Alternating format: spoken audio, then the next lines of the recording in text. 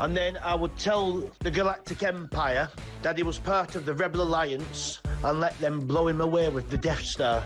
No Brits was involved, no fingers could be pointed. You carry on taking the medication, George. Yes, I'd send all the Labour government to space with a one-way ticket and throw in the SNP for being useless. They're all a bunch of... Oh, all right, fair enough. One person, quite frankly, I think needs to go to space in a one-way journey is Jeremy Kyle.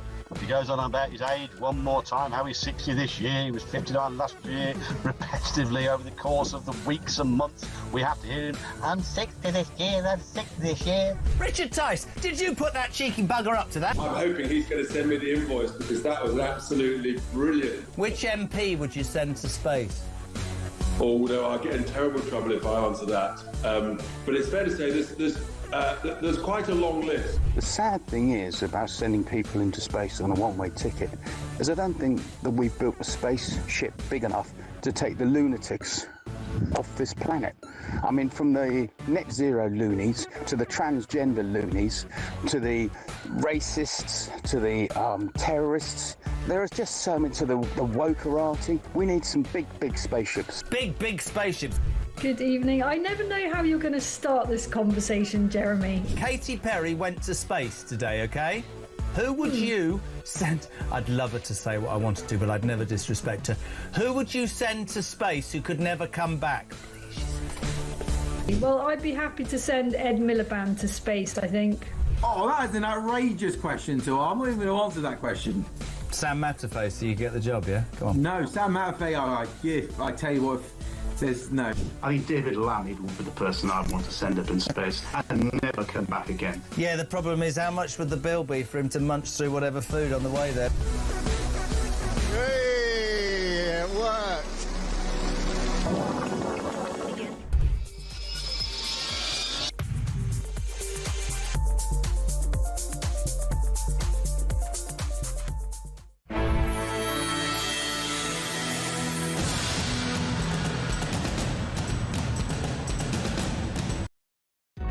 Across the UK, on DAB+, on your smart speaker, on your smart TV, and on your side. This is Talk.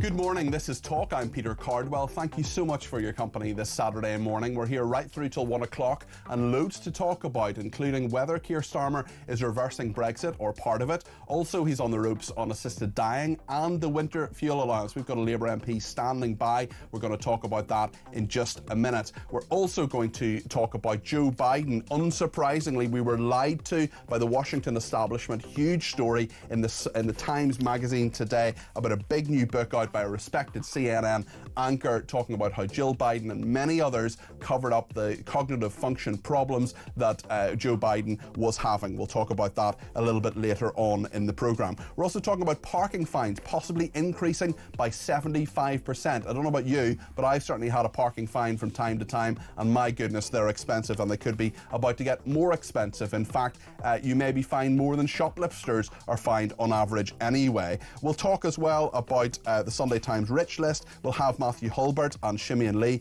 on the debate desk. And as I say, I want your views on the winter fuel allowance. And indeed, Syrians who fled Bashar al-Assad. Could they move back to Syria? Should they move back to Syria? We'll talk about that a little bit later on in the programme. We'll also talk about Eurovision. Lots of people looking forward to that, and the FA Cup later today. But also there's an anti-Semitism row in guess where? Ireland. A lot of RTE employees of the state broadcaster, saying they don't want Ireland to take part in Eurovision. Well, guess what? Ireland got knocked out in the semi-finals and Israel are through to the final. And let me tell you something, I can't vote for the United Kingdom, and I know who I'll be voting for tonight. Loads to discuss here on Talk between now and 1 o'clock. 0344 499 1000 is the number to call to get your voice on the air. You know me, I get as many callers on the air as possible. I love talking to guests. I love talking to callers even more. You can send me a voice note on that as well, on that number. Please be sure to send one that is less than a minute. You can text me 87222 with the word talk in your text. You can tweet me at talkTV, follow me at Peter Cardwell, and remember the main number does three things. You can send me a voice note, you can send me a WhatsApp text message, or you can give me a ring on 0344 499 1000. Loads to discuss here on Talk between now and 1 o'clock. Let's do it together here on Talk. Well, Darren Pathy is with me. He is the Labour MP for Southampton Itchen. Darren, it's great to have you in the studio this Saturday morning. How are you doing? Great to be here. Yeah, really well, thanks. You've had a busy week. Certainly have. Assisted dying is a huge one. I'm going to come to you in a second, but I just want to play a clip from one of your party colleagues, actually, Florence Eshalomi, who is an MP. I've interviewed her before, and she had quite powerful words on this very, very emotive debate. This is what she said in the House of Commons yesterday. I voted against this bill at second reading on the grounds of inadequate safeguards against the coercion of minority communities. This was based on my belief that if we are to legislate for something as serious as the end of someone's life, then that bar it should reach should be deemed safe. It is not wrong or scaremongering to consider the wider family life, relationships with feelings of burdens or coercion, including vulnerable women and people from a BME community at the end of their life. It is not wrong or scaremongering for us as politicians, as we continue to receive correspondence from our constituents about the broken state of our NHS and the social care, and for us to think carefully about a bill which may alter the very relationship between doctors and their patients. And it is frankly insulting to disabled people, hard-working professionals up and down the country who have raised many valid concerns about this bill, to have it dismissed as religious beliefs. Well, Florence Eshalomi speaking there, the Labour MP. Really powerful speech, I thought, Darren, and also a very interesting point on religious beliefs. I'm not religious, I'm agnostic. I don't know about you, Darren, but certainly a lot of people feel that some campaigners, including Esther Ranson actually and her daughter Rebecca Wilcox, have been very dismissive of people's religious beliefs, which are a key part of this argument and a key part of how many people see this argument. What do you think? Well, Flo's speech was incredibly powerful. She's a formidable colleague, and I think her words absolutely need to be listened to. You're right that there is a tendency to kind of dismiss certain positions on this. My challenge to that would be, is anyone coming at this from a so-called neutral position? Everyone comes with their worldview, their belief. It's our job in the House to respect all of those and deal with the content of the bill, not with people's personality. I mean, far be it from me to quote Thatcher, but wasn't it she who said, when you've run out of all other ideas, you attack the person or the characteristics of the person? So I think we need to keep it on the subject. So what is your view on assisted dying? How are you going to vote when this comes up in about a month's time? Well, I'm one of those who believes in the principle of it. I can absolutely see a justifiable situation where someone has come to the end of their life and their treatment, nothing's working anymore, they have all their faculties and their affairs in order, and they make that decision to bring that death forward rather than hang on. But it's not our job as MPs to just listen to kind of powerful lobby groups or to think about those who do have all of those things in place. It's our job to think of those who are vulnerable, those who might be in coercive relationships, those who might bring finance into it, or say, I don't want to be a financial burden or just a burden. And so it's really important that we make sure that the safeguards are in there. So while in principle I agree with that, as a piece of social reform that we probably need to do, the current situation is not adequate. But that's why this bill has to be right. We get one go at this before we cross a Rubicon on changing potentially the Hippocratic Oath in the NHS, changing our priorities, and so it has to be done right, and that's why many of us wanted to speak to amendments yesterday that would tighten some of those things up. And unfortunately, while the first debate a few months ago I think showed Parliament at its best, even across the division of opinions on this, yesterday was a bit of a mess. And it's interesting, Jane has been in touch on text and says, on the assisted dying bill, the Prime Minister should never have promised Esther Ranson it would go forward before the election. What do you think of that? Well, I mean, ultimately there are 650 MPs. And it's a free vote. You can vote how you want. It's not on party lines, is it? Yeah, and I'm pretty sure that other people have made agreements with lobby groups or individuals or constituents to represent particular Have you had a lot of positions incoming on this in your inbox from your constituents? I don't know any MP who hasn't had their. And what are they saying? What's the sort of broad split? Well, it is a real mix. I would say I in my constituency am getting more people who are very nervous and cautious about it than those who are positive. But I've throughout engaged with both sides. I've sat in Parliament listening to those whose family members, their loved ones went through horrendous deaths, and therefore they would have benefited from an assisted dying bill being in place.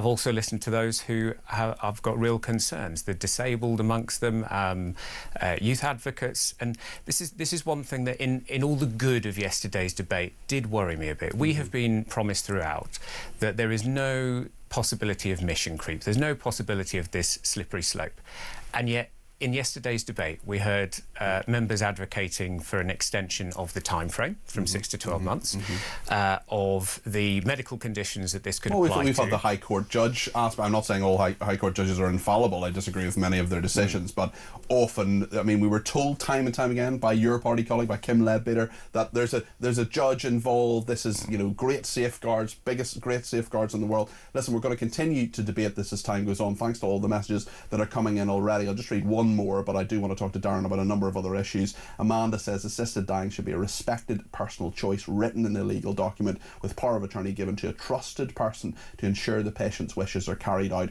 should they become incapacitated. I have no doubt there are doctors with compassion and respect who will willingly end suffering. Let us know your thoughts on all of that. 0344 499 1000. I mean, there's so many political issues around at the moment. I'm just going to move on with Darren Pathy MP, who's the Labour MP for Southampton Itchen, who's with us this morning, and let me know your thoughts on what he's saying. Keir Starmer opens the door to an EU youth mobility scheme. A lot of our viewers and listeners worried this is a reversal of Brexit by the back door. What would you say to them? It's not. I mean, youth mobility has always been incredibly popular, really productive, really positive, because it opens up opportunities for young people in work, in training. It allows us to benefit from some of the best skills and minds from our European neighbours. So I understand the concerns that people might have. I mean, this is someone who campaigned for a second referendum on Brexit, who did not accept the democratic will of the people, who is saying on Monday, this is going to be a really significant moment and everything's going to be fine and we're going to reset our relationship with the EU. You can understand the nervousness from the 52% of people who voted for Brexit, can't you? I can. But there are some very clear safeguards already in place to make sure that it can't just be categorised as that. One of them is the time cap. Keir has talked about it being for 2 years. There will be a cap on numbers. We have already got something like this with Australia as well. So we're not talking about something brand new that's simply there to undo Brexit. In a week, it's really not that. In a week where he's talking about getting immigration under control, specifically about legal migration. He talked a bit about smashing the gangs and so on, but that illegal migration bit was not really about this week. I was in Downing Street on Monday morning when all this policy came out, and there's a lot of cynicism about it. There's also a lot of worry or just analysis of it from a lot of our viewers and listeners that this is all about Reform UK. I don't think this is about Reform UK. This is something that I'm not saying youth mobility is, but the fact that Keir Starmer is finally acting on immigration, he's seeing that Reform UK is breathing down his neck. We promised in our election manifesto to deal with Coincidence, 2 weeks after the council election? No. This has been going on since we got into power. We've been putting into place the foundations of things like the Borders, Asylum and Migration Bill. We now have the announcements of the White Paper this week, which is not about anti-immigration. We know that both in terms of Brits who have gone abroad throughout time immemorial and those who have come here, migration enriches and strengthens our public services, our communities and so on. But I think what people do want is a fair and controlled system. So this is about putting those controls into place, and this EU Youth Mobility Scheme also has controls around it, but it's a fair system that brings opportunity to our young people as well as Europeans. It's just slightly aside from the Youth Mobility Scheme, but specifically on legal migration and illegal migration as well. Your constituents must talk to you about seeing the hotel down the road where people can't, would go once a year for Mother's Day or something like that, where people are being housed, given 3 meals a day, at the same time as your party took away the winter fuel allowance from older people. That, to many people, is just not fair. And there seems at least to be some sort of thinking inside Downing Street about changing their mind on the winter fuel allowance. Should they U-turn on that? Should your party U-turn on that? Well, I mean, there has been action first on those hotels. 23 asylum hotels have already been shut down, and that's because we've got extra Home Office staff in place to make sure that people are being processed. No one benefited from the Conservatives' approach, which was just to allow this to stack up. Those who have got a right to... You've opened more hotels in the last 10 months. Well, those who have got a right to stay here, they need to know that so that they can contribute to our society, they can work and pay taxes. people, even those who are sceptical about migration, not got processing under control in the last 10 months. It's better than it was, and there have been 24,000 more deportations. Again, for those who we've assessed, which wasn't happening under the last government, and have been deported back to their country. We've got rid of 3,500 foreign criminals off our streets. So those things are happening as well. On the winter fuel allowance, I mean, it was always my view. You voted to take it away, didn't you? I voted to means test it, and I still stand by the means testing of this. There are people I know, my family, extended family, who did not need this. Alan Sugar did not need a winter fuel allowance. What I would be open to... Yet Age UK, who we're talking to later on, said there'll still be up to 200,000 people who will miss out on this. There will be people who will die in the winter because Labour has taken away the winter fuel allowance. That's where we've got to look at how it finishes. So my argument has always been that where we have a taper for when you go over the threshold for child benefit, that starts to disappear, and 10 grand later, you don't get any of it. That, I think, would be a reasonable request if we are going to be looking at this again. But again, we didn't make these decisions for the sake of them. We did them because the economic inheritance that we had was even worse than expected. We always knew it was going to be bad. You can find money for all sorts of things. You can do the Scunthorpe decision in a day. You can recall Parliament for that. You can throw many billions of pounds at many things. The winter fuel allowance was £1.4 billion. You know and I know that in government terms that is not a lot of money. They could have done it if they wanted to.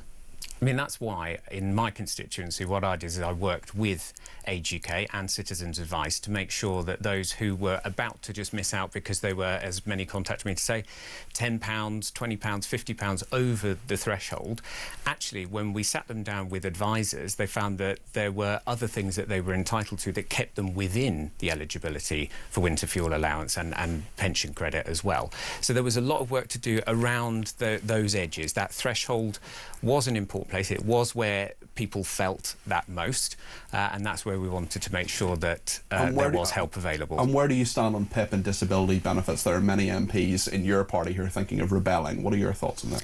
So I'll wait to see what's in the actual text of the bill, because obviously you will know that we vote on what's there in front of us. There are aspects to this which are absolutely right. It does need reform. The system is broken. It is becoming unsustainably expensive. But what I'm very aware of, and again, having spoken to constituents of mine in recent weeks who have come to my surgeries and have told me that they have tried to get into work and it hasn't worked because those companies haven't made reasonable adaptations for them to be there, or they have ended up being more ill. Or those who claim PIP and it pays for their therapies to allow them to work for several days. So that's the area where we've got to get that right. Excuse me, we've got to ensure that we don't allow people to fall off a cliff or drop between the cracks. But reform is needed, and actually getting more people into work where there needs to be real support for them.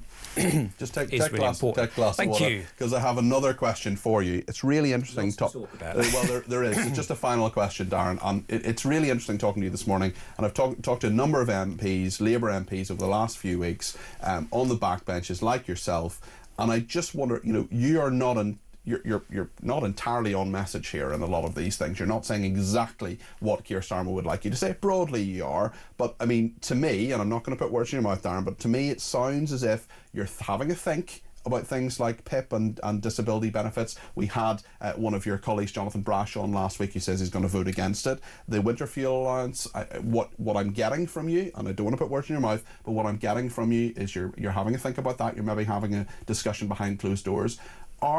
Is the Central Party listening to you? Are they listening to concerns of MPs, or are they just doing what Downing Street wants? I believe they're listening. I've had, as you say, my approach to this has not been to sort of rush to the press and vent my spleen. Respect to the colleagues who do want to do that, but for me, I've been in local politics a long time. I know that there are hard decisions. You were in the council in Southampton, weren't you? That's right, yeah. I was the deputy leader for a while. I was in cabinet. I know that there are hard decisions that have to be made when the finances aren't there to keep on doing everything that you want to do. What I want to distinguish between is a hard decision and a bad decision. I think there are aspects of this which are good and right, and reform is needed.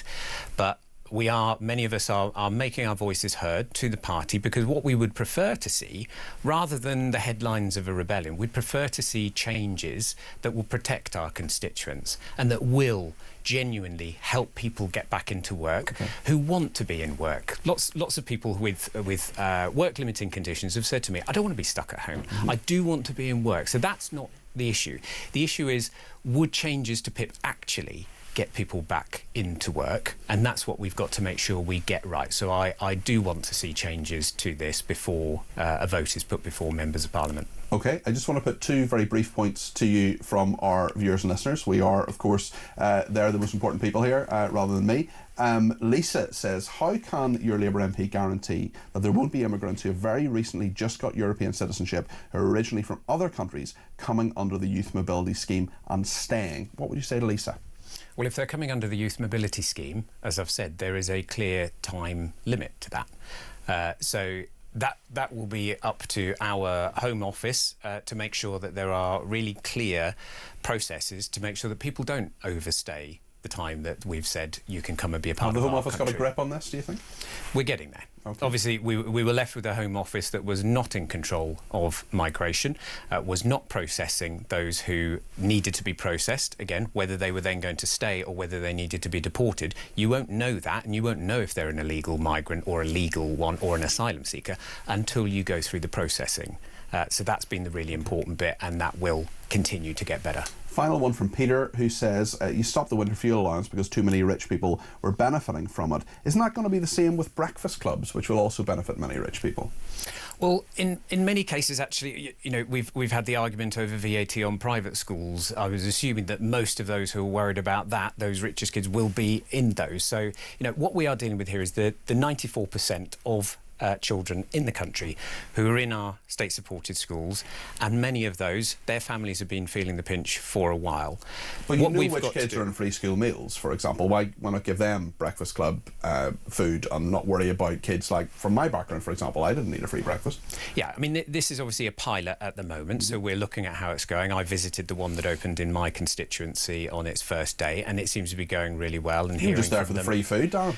Absolutely not. I didn't touch a bit of it. In fact, I was on service. You didn't have a piece of toast? I did not. I did not. Very disappointing. Very disappointing. Next time, Darren, thank you very much. That's Darren Paffey there, MP for Labour in Southampton. Itchin, what did you think of what he had to say? 0344 499 1000 is the number to call. We'll be on the debate desk. Matthew Hulbert and Shemaine Lee will be with us in just a second. I would imagine they will have a few things to say, as they always do. Stay with us here on Talk.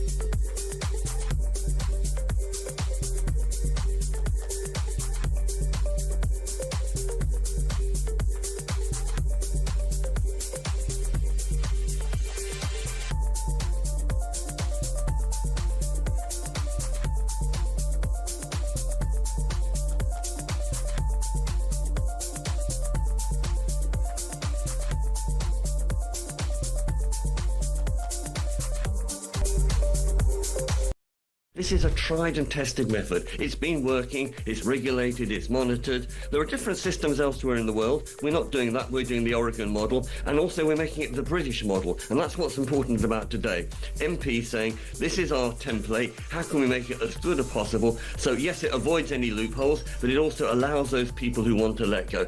Now frankly, most of us will carry on to our last breath. Yeah. Those people in agony, we've got to give them that option, that right, that choice. It's their death, their body. Why can't they have that right to let go?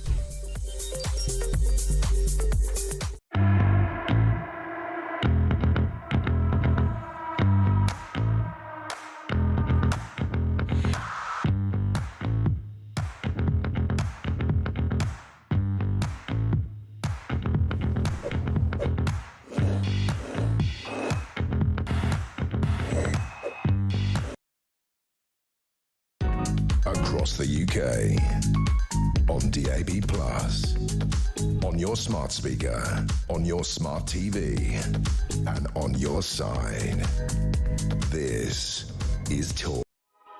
Well, thank you so much to everyone who has been in touch this morning. We're chatting there to the Labour MP Darren Paffey, and we're on the debate desk now with Matthew Hulbert, who's a political commentator, Liberal Democrat activist and host of Political Frenemies podcast, which I hear that you're going to have a very high profile and very handsome guest very soon on Political Frenemies. Who's that? And me. Simeon Lee is with us as well, political analyst at the Taxpayers Alliance. Great to see you with us. Let me come to you just in a second, because loads of people are getting in touch about all sorts of issues. Graham and Bushy says, with the EU reset, should we get a second referendum on the terms of this that Starmer was so keen to have following the deal from the original referendum? Jane says, could you please explain what a white paper and green paper is? Yeah, white paper is basically the government's going to do it. The green paper is sort of the government's thinking about it. It's just different bits of how Parliament is informed by things, but very happy to clarify that. JKW in Norfolk says, hi Peter, instead of a mobility scheme with Europe, we should ensure young people have opportunities in our own country and develop them here. Lisa's question I put to the MP as well. And John says the Labour MP there is spewing lies again. The government had to clarify the number of deportations, as the majority were voluntary. That is true. I mean, he wasn't lying. He said we have deported 24,000 people. That is correct. Voluntary or involuntary is the thing that he didn't clarify, and that's fair enough. Penny in Essex says, people who are against assisted dying have never watched anyone they've loved die of cancer in agony. I nursed my mother for a year with pancreatic cancer for over a year until she died, and my late husband with lung cancer for a year at home until he died, age 47, a non-smoker. His last words to me were, help me. These people can't ever have experienced this. It's something you yourself never get over, watching their dreadful suffering. Penny, thank you for that, and thank you for being so honest with us. The assisted dying debate is a really, really big one. It's happening at the moment in Parliament. They're going to vote on it in about a month's time. We heard, I think, a very honest answer from Darren Paffey there, the Labour MP, on his views on it, saying that the original debate, in his view, was essentially the best of Parliament, whereas yesterday was perhaps a bit scrappier. I just want to play again, actually, that clip from Florence Eshalomi, a Labour MP, who spoke very, very powerfully on this. And the thing that annoys me, and I know, Matthew Hulbert, you'll have some views on this in a second, is people dismissing religious concerns about this. I'm not religious. I know a lot of people who are. I know how important it is to them. And that was dismissed, I think, by Esther Ronson and by our daughter, Rebecca Wilcox, yesterday. And Florence Eshalomi talked about this. Let's hear what she had to say. I voted against this bill at second reading on the grounds of inadequate safeguards against the coercion of minority communities. This was based on my belief that if we are to legislate for something as serious as the end of someone's life, then that bar it should reach should be deemed safe. It is not wrong or scaremongering to consider the wider family life, relationships with feelings of burdens or coercion, including vulnerable women and people from a BME community at the end of their life. It is not wrong or scaremongering for us as politicians, as we continue to receive correspondence from our constituents about the broken state of our NHS and the social care, and for us to think carefully about a bill which may alter the very relationship between doctors and their patients. And this is frankly insulting to disabled people, hard-working professionals up and down the country who have raised many valid concerns about this bill, to have it dismissed as religious beliefs. The Labour MP Florence Eshalomi speaking there. We've heard a lot from Labour MPs this morning. We'll hear from various people, of course, from lots of different political persuasions. Simeon, what do you make of assisted dying? What are your thoughts on this? Well, I think it's a matter of conscience. I think polling shows that a majority of Britons actually support the assisted dying bill. I think it's about 2/3 to about 70%. But once again, the devil's, I think, in the details with these questions. There's been a lot of talk about safeguards, not just whether or not the safeguards are enough, but also whether or not their healthcare system has the capacity to actually deal with those safeguards. So I think one of the major safeguards was the fact that it had to be signed off by a High Court judge. Of course, there was pushback from the legal community because I think there were concerns that the legal community wouldn't have the sort of capacity. Well, we know from the Ministry of Justice that there are loads of things High Court judges. I mean, there are so many different cases that are backed up for such a long period of time. And what we were also told by Kim Leadbeater, the Labour MP who's behind all this, saying, oh, it'll all be fine. you know, we've got some of the best safeguards in the world. Now that's disappeared. I think this is a lot weaker as a bill than it was previously, Simeon. Yeah, so obviously the removal of the High Court judge does make the bill somewhat weaker, and it's going to be replaced by an expert committee, I think, with 2 doctors and 1 senior legal figure. So once again, we're actually increasing the number of people being involved in this. Whether or not the health system has the capacity to assign 2 doctors to consider every single case and add on another senior legal figure, I think that's a valid question to be asked, whether or not we have the resources to actually put in place these safeguards in the first place. It is valid, isn't it, Matthew, because it's not just the point of the... It's not just the idea of assisted dying, it's the capacity. It's the fact that we have an NHS that you're an NHS campaigner alongside your many other titles. You know, the NHS isn't working at the moment and you'd be giving it another thing to do. The legal system isn't working at the moment, you'd be giving it another thing to do. What do you think about this?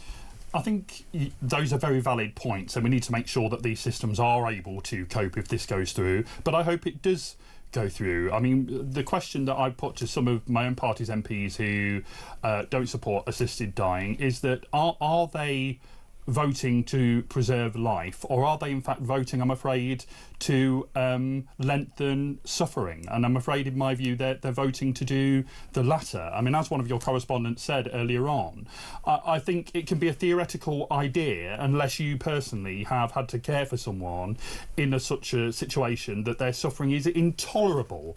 If I can put it this way, we wouldn't accept it for a pet, and yet we accept that kind of level of suffering for human beings. And my personal view is that if someone is of capacity, and of course you've got to make sure that they are, but if an adult is of sound mind and is in the final few months of life, but those few months are going to be intolerable, of course they should have the right to a dignified death.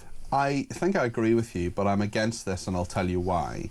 Because I don't think there are enough safeguards, and I worry about what happens in Canada. I worry about what happens in Oregon.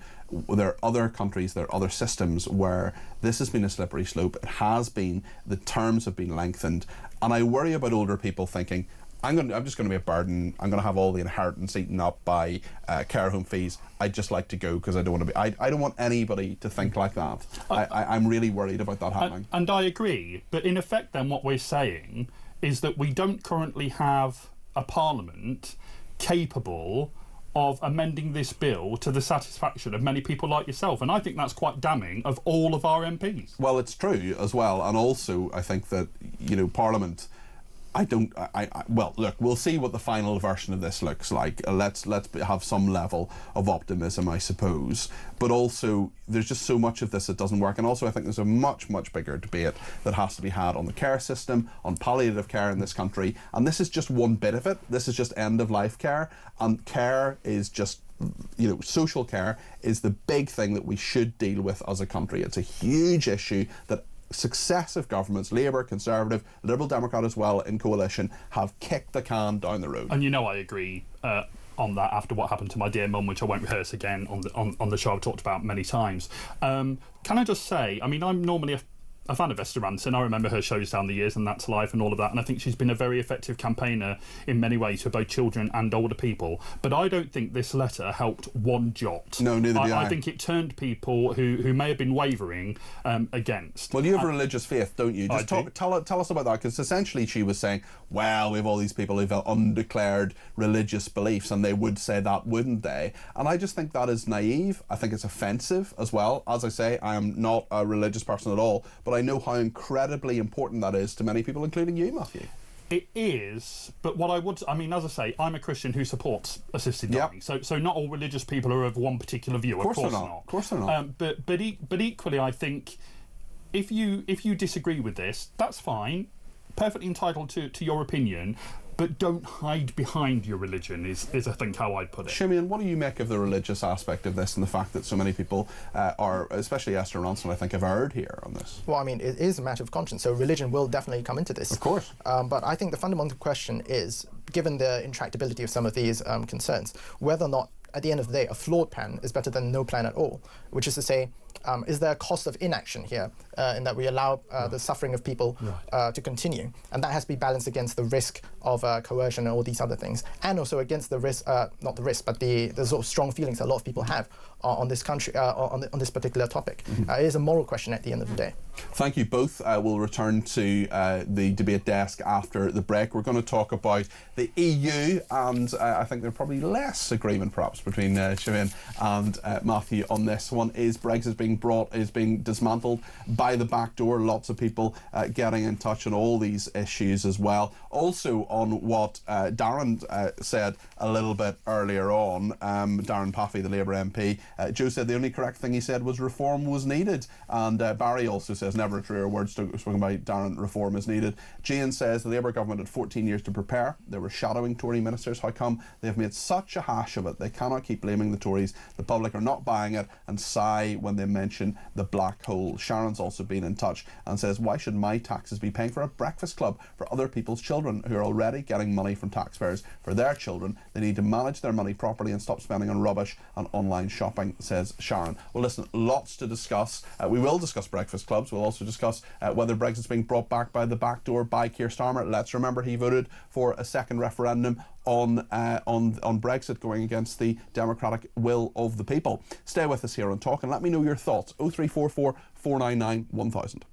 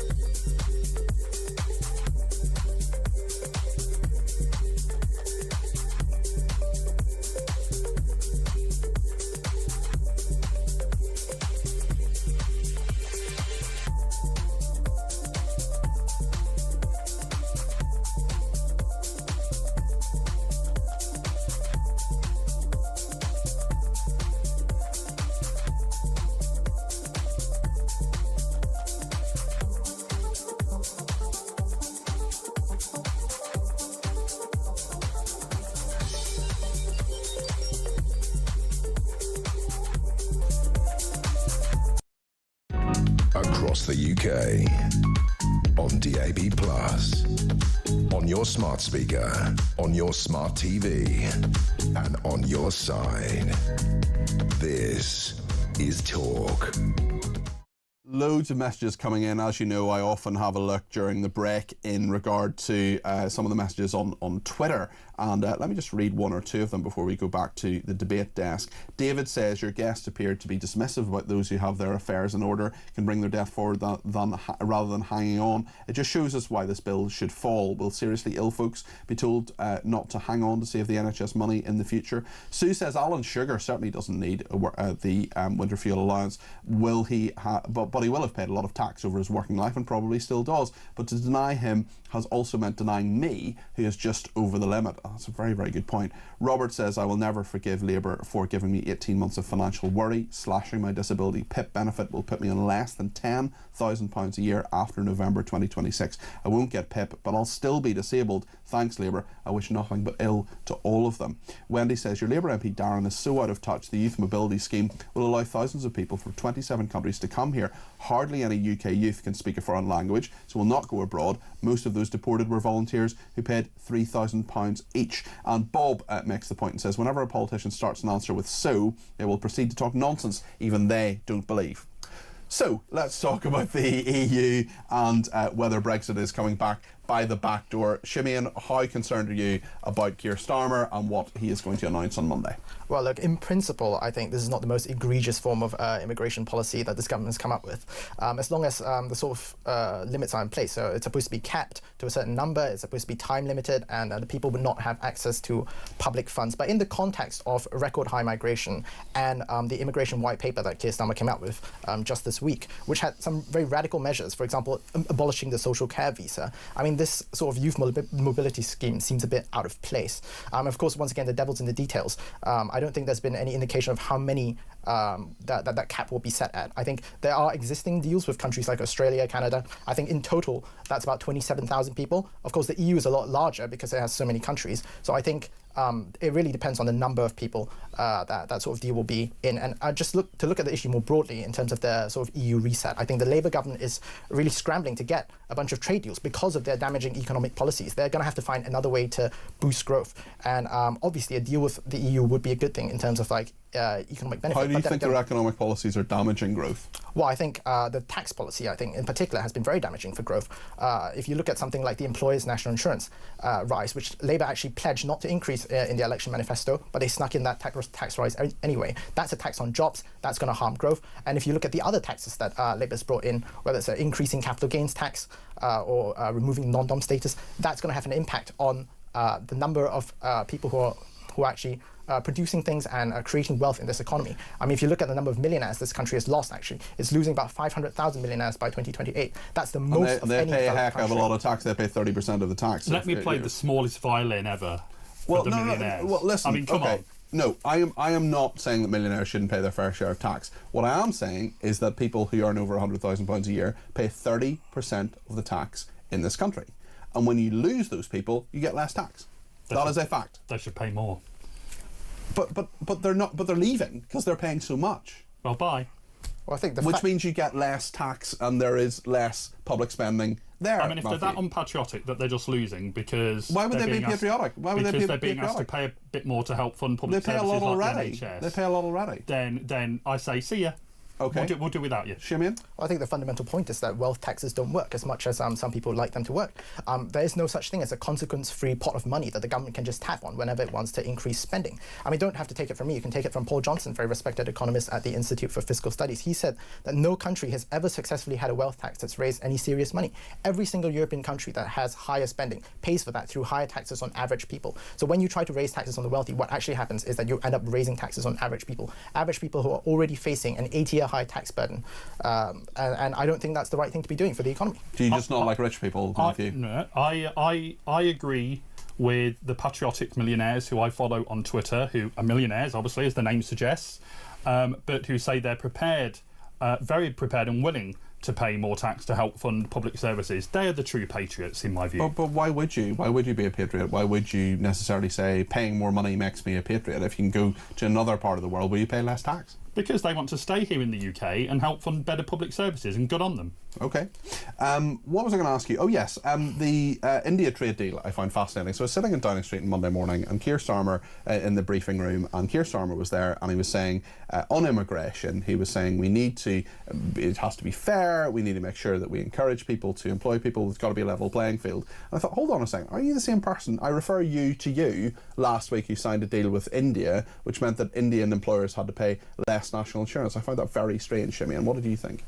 Well, I think that's a sort of treaty in order to reduce the incidence of double taxation, which is for...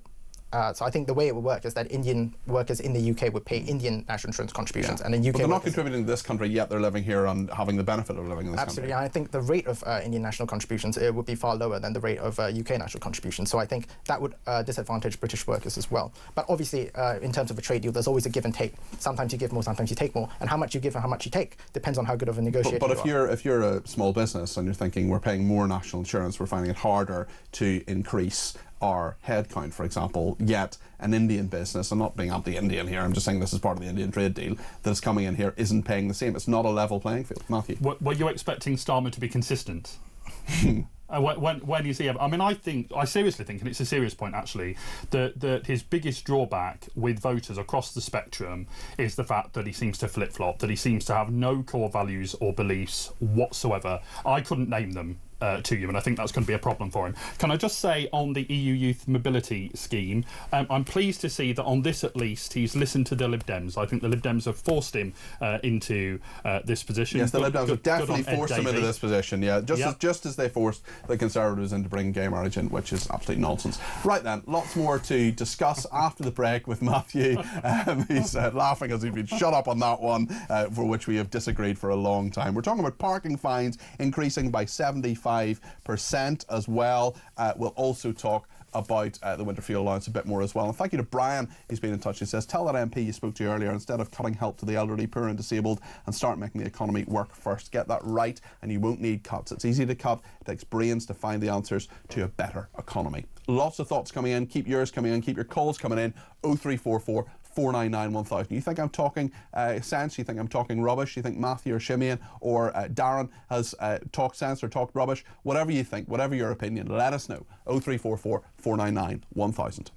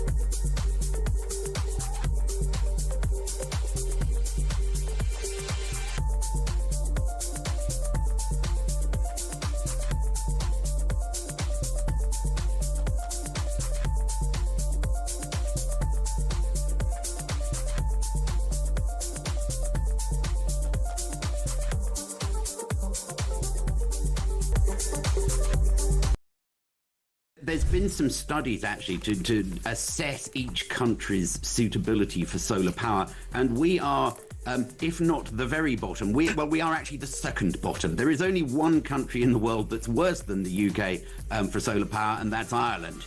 So yeah, it's pretty poor in the UK. The issue is that, of course, you can get these solar panels really quite cheaply now because they're made by slave labour in China.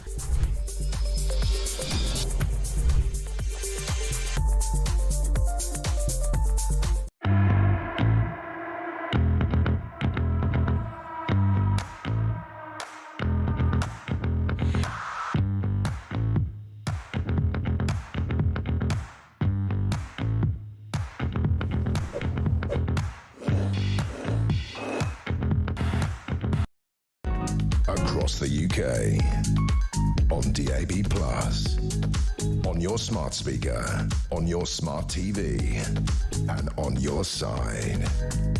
This is Talk. Well, thank you so much to everybody who has been in touch. Loads of people on Twitter as well. You can send me a message at Talk or follow me at Peter Cardwell, and thank you to everybody who has done so. Let me just find these messages. Sorry, I can't work my own technology.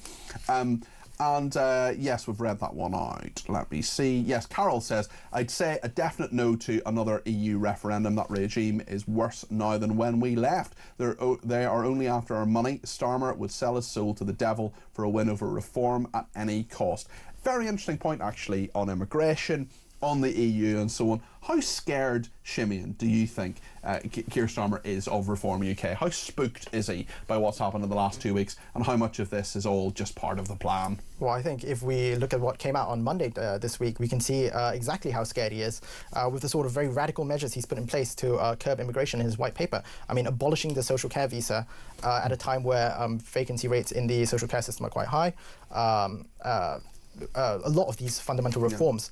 We're talking about people having to have a much higher level of English as well to get here, earn more money as well, about £38,000 a year, which is higher than the average wage as well. There's a lot in this, isn't there? Yeah, I think one of the key points from that is that a lot of it was not very well thought through or coordinated. I mean, a lot of it was just reversing previous policy put in place by the Conservatives. So, for example, the raising of the skills threshold, that was actually lowered in response to Brexit because of a lack of access to European workers following Brexit. So the Conservatives, what they did was lower the skill level.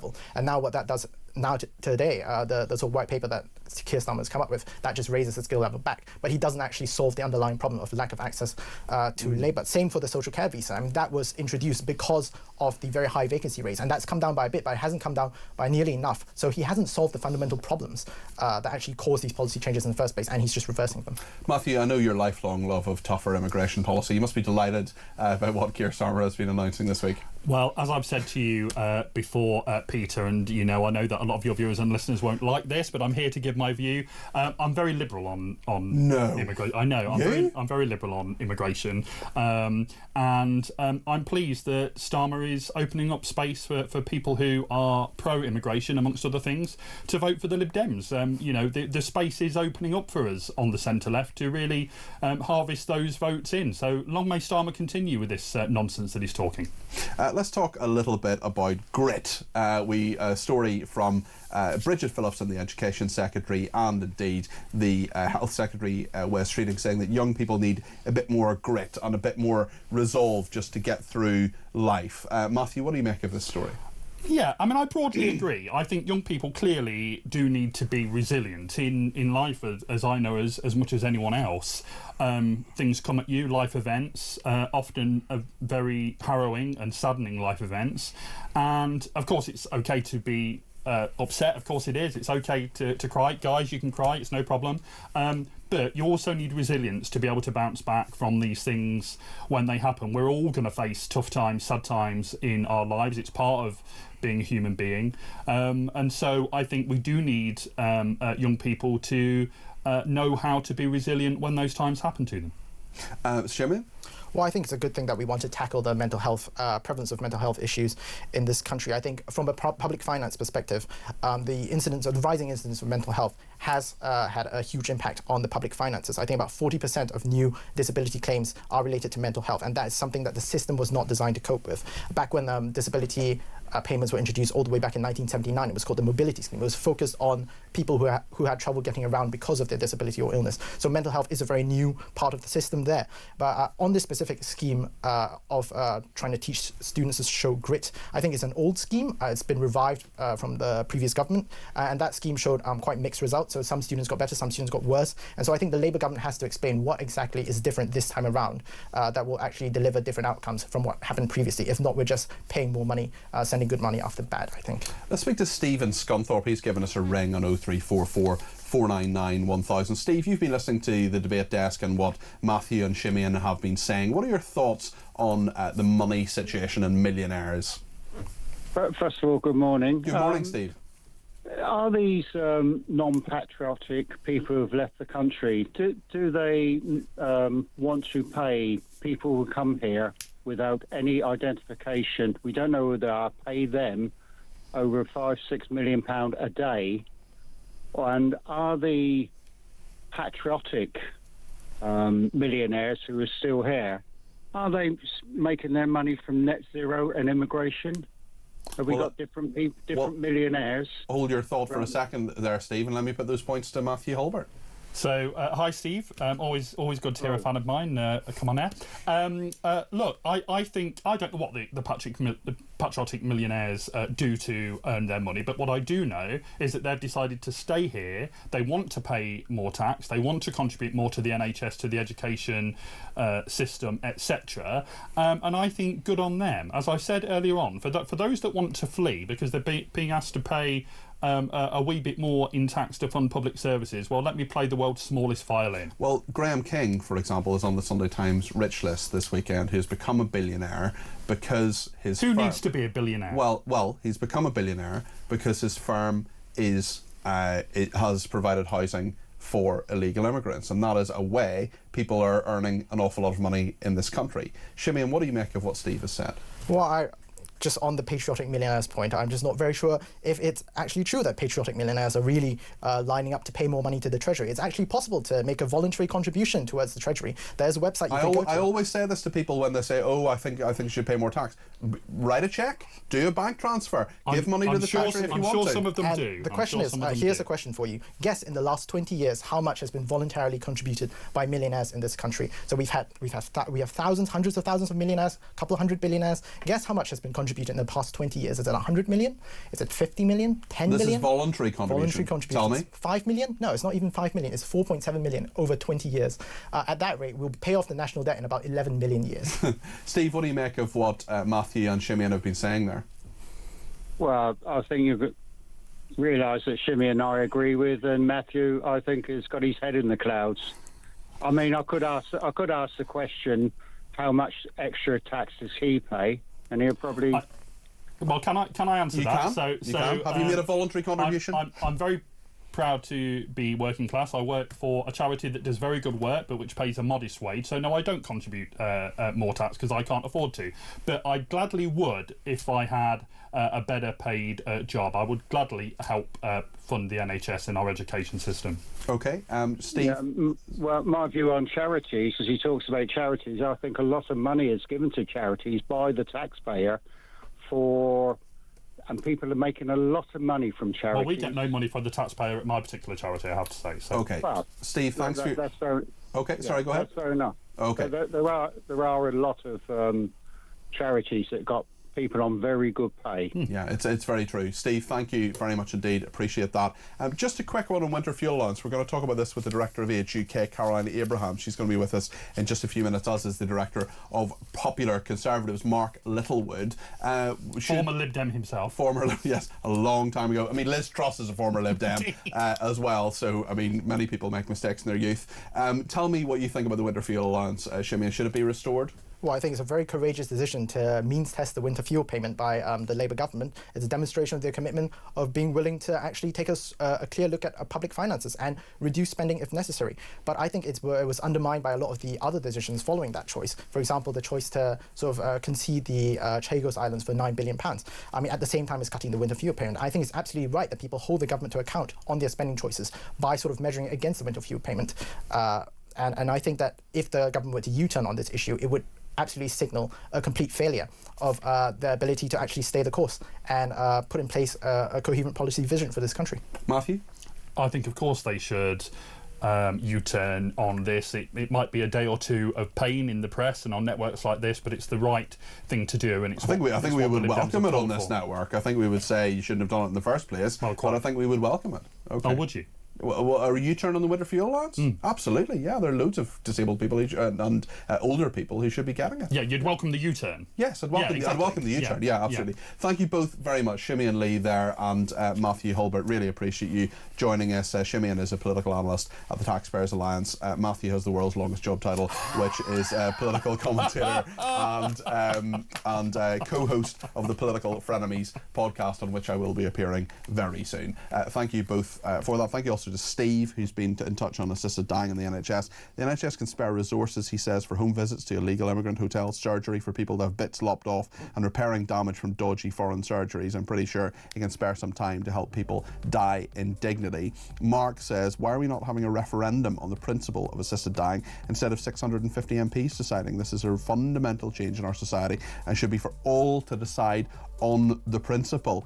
And one person says, Peter, why should the minority of religious folk have have the say over the majority when it comes to end of life. We all know real Christians are and have been in decline in England for decades. Maybe there should be a clause for non-believers. Well, I'm not saying that, you know, religious people should make the final decision. I'm just saying that you shouldn't criticise people for having religious beliefs, as Esther Ransom, I believe, did yesterday. I don't think it did any good. And actually, where set her argument back would be my argument. We're going to talk a lot more in the next hour about the winter fuel allowance. Should the government U-turn on this? There's some discussion about whether this will happen. We'll also talk later in the programme about Joe Biden, whose cognitive function was declining rapidly. There was a massive cover-up. Now it's been exposed by a book. Stay with us.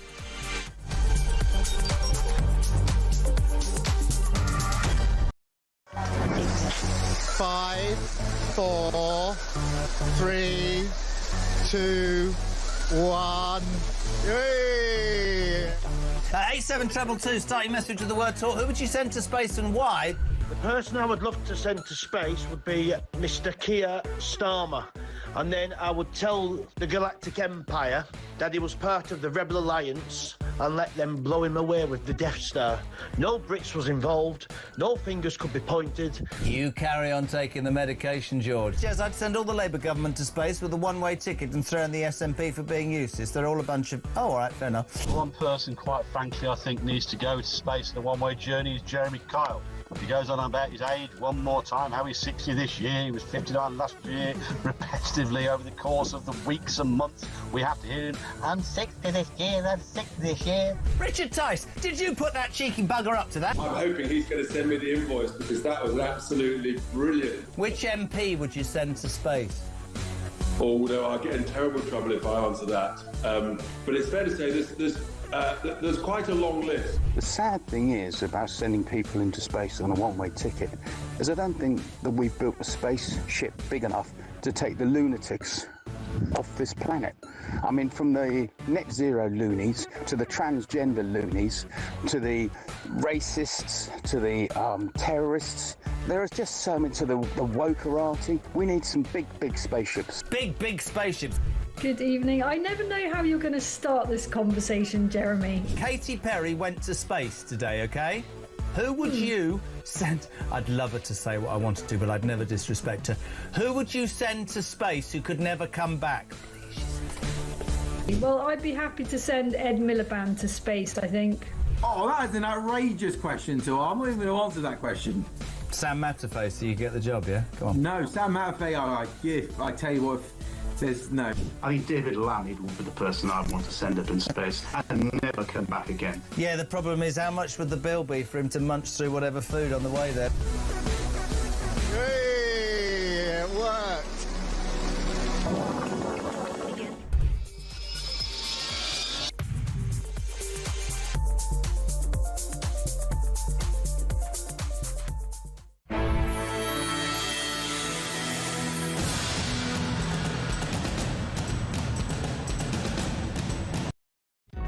Across the UK, on DAB+, on your smart speaker, on your smart TV, and on your side.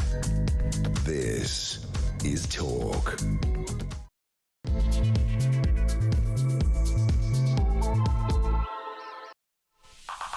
Good morning, this is Talk. I'm Peter Cardwell. Thank you so much for your company. I'm here between now and 1 o'clock. Loads to talk about today, as there will be tomorrow between 10 and 12 when I'm here as well. It's FA Cup final day, it's Eurovision day as well. We'll be reflecting all of that in this programme and throughout the afternoon here on Talk. I want your views on all the different issues we're talking about. Assisted dying is one of them. We're talking about whether the government could U-turn on the winter fuel allowance. In a minute, I know there are loads of people who are pensioners who were cold this winter because they didn't have the winter fuel allowance. What do you think about this? Should the government go back on its decision? Some people called it the poll tax moment for Keir Starmer, who's having all sorts of problems with immigration, with the youth mobility scheme as well. He's talking about an EU reset. Do you think that the plan that he has in the EU is one that's workable as well?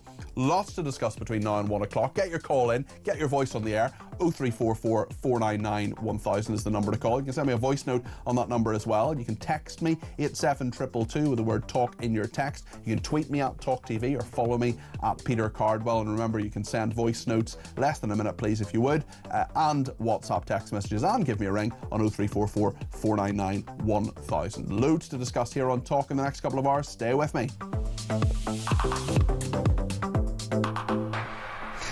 Well, Adrian Baird has been in touch. Adrian, I have not heard from you in a little while. I hope you're very, very well. Adrian says, your guest Matthew only convinces me of one thing. If there's any point of the Lib Dems, the true wasted vote, says Adrian. Terry in Slough has been in touch as well and says, I'm 75 and in my opinion this is the worst government I have seen in my lifetime, and I have seen some terrible ones. I wouldn't trust this useless and incompetent Labour government to run a jumble sale. Never mind this great country of ours, says Terry. Terry, I'm interested in your views as well on winter fuel allowance. Maybe you would let me know your thoughts on that. Lots of people, I'm sure, have those views, and indeed there is the potential discussions behind the scenes, we are told, are ongoing about the government changing its mind on the winter fuel allowance scheme. It's a beautiful day here in London. I don't know what it's like where you are right across the UK. 82% of our viewers and listeners live outside London, and we're never a London-centric station. But certainly it's a nice warm day. I would imagine not many people have the heating on, but when you do, that bit of extra cash, if you're a pensioner, can be incredibly useful and helpful. Well, the director of Age UK is Caroline Abrahams, and the director of the Popcons, Popular Conservatives, is Mark Littlewood. They're both with me, and thank you for joining me this morning. Caroline, would you welcome, presumably you would welcome a U-turn from the government. What would you be saying to them in their thought processes at the moment? Hi Peter, and hello Mark. Yeah, we would absolutely welcome the government changing its policy on winter fuel, because I think what we learned last winter was that too many older people who weren't receiving it, who really couldn't afford to go without it. And the other thing we learned from last winter was that lots of older people who, when you look objectively at their finances, could have afforded to do without it, actually were so frightened about the prospect of running into debt on their fuel bills that they still kept their heating off. So the way that the decision was made, the suddenness of it, really did spook lots of older people, against the context, of course, of those energy bills that have been spiralling in recent years. It's a source of real worry for lots and lots of older people. So yes, we would welcome the government having another look, and particularly trying to make sure that those people who are on a very low income and who have lost the winter fuel payment, that they put money back into their pockets, because they're the people we worry about the most. I don't want to be sensationalist about this. I don't want to worry anybody or say anything that's irresponsible.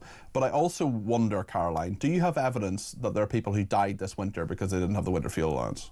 Well, the honest answer to that is no. But of course, older people are dying at home behind closed doors every day. They are today, they will tomorrow.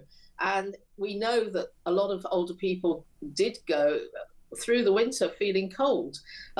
It was a minority, but it was a sizable minority. We found that from our own research.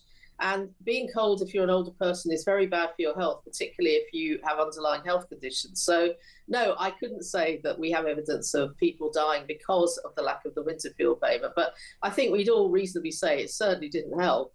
And as I say, because it discouraged some older people from running their heating, it will have undermined their health. There's absolutely no doubt about that.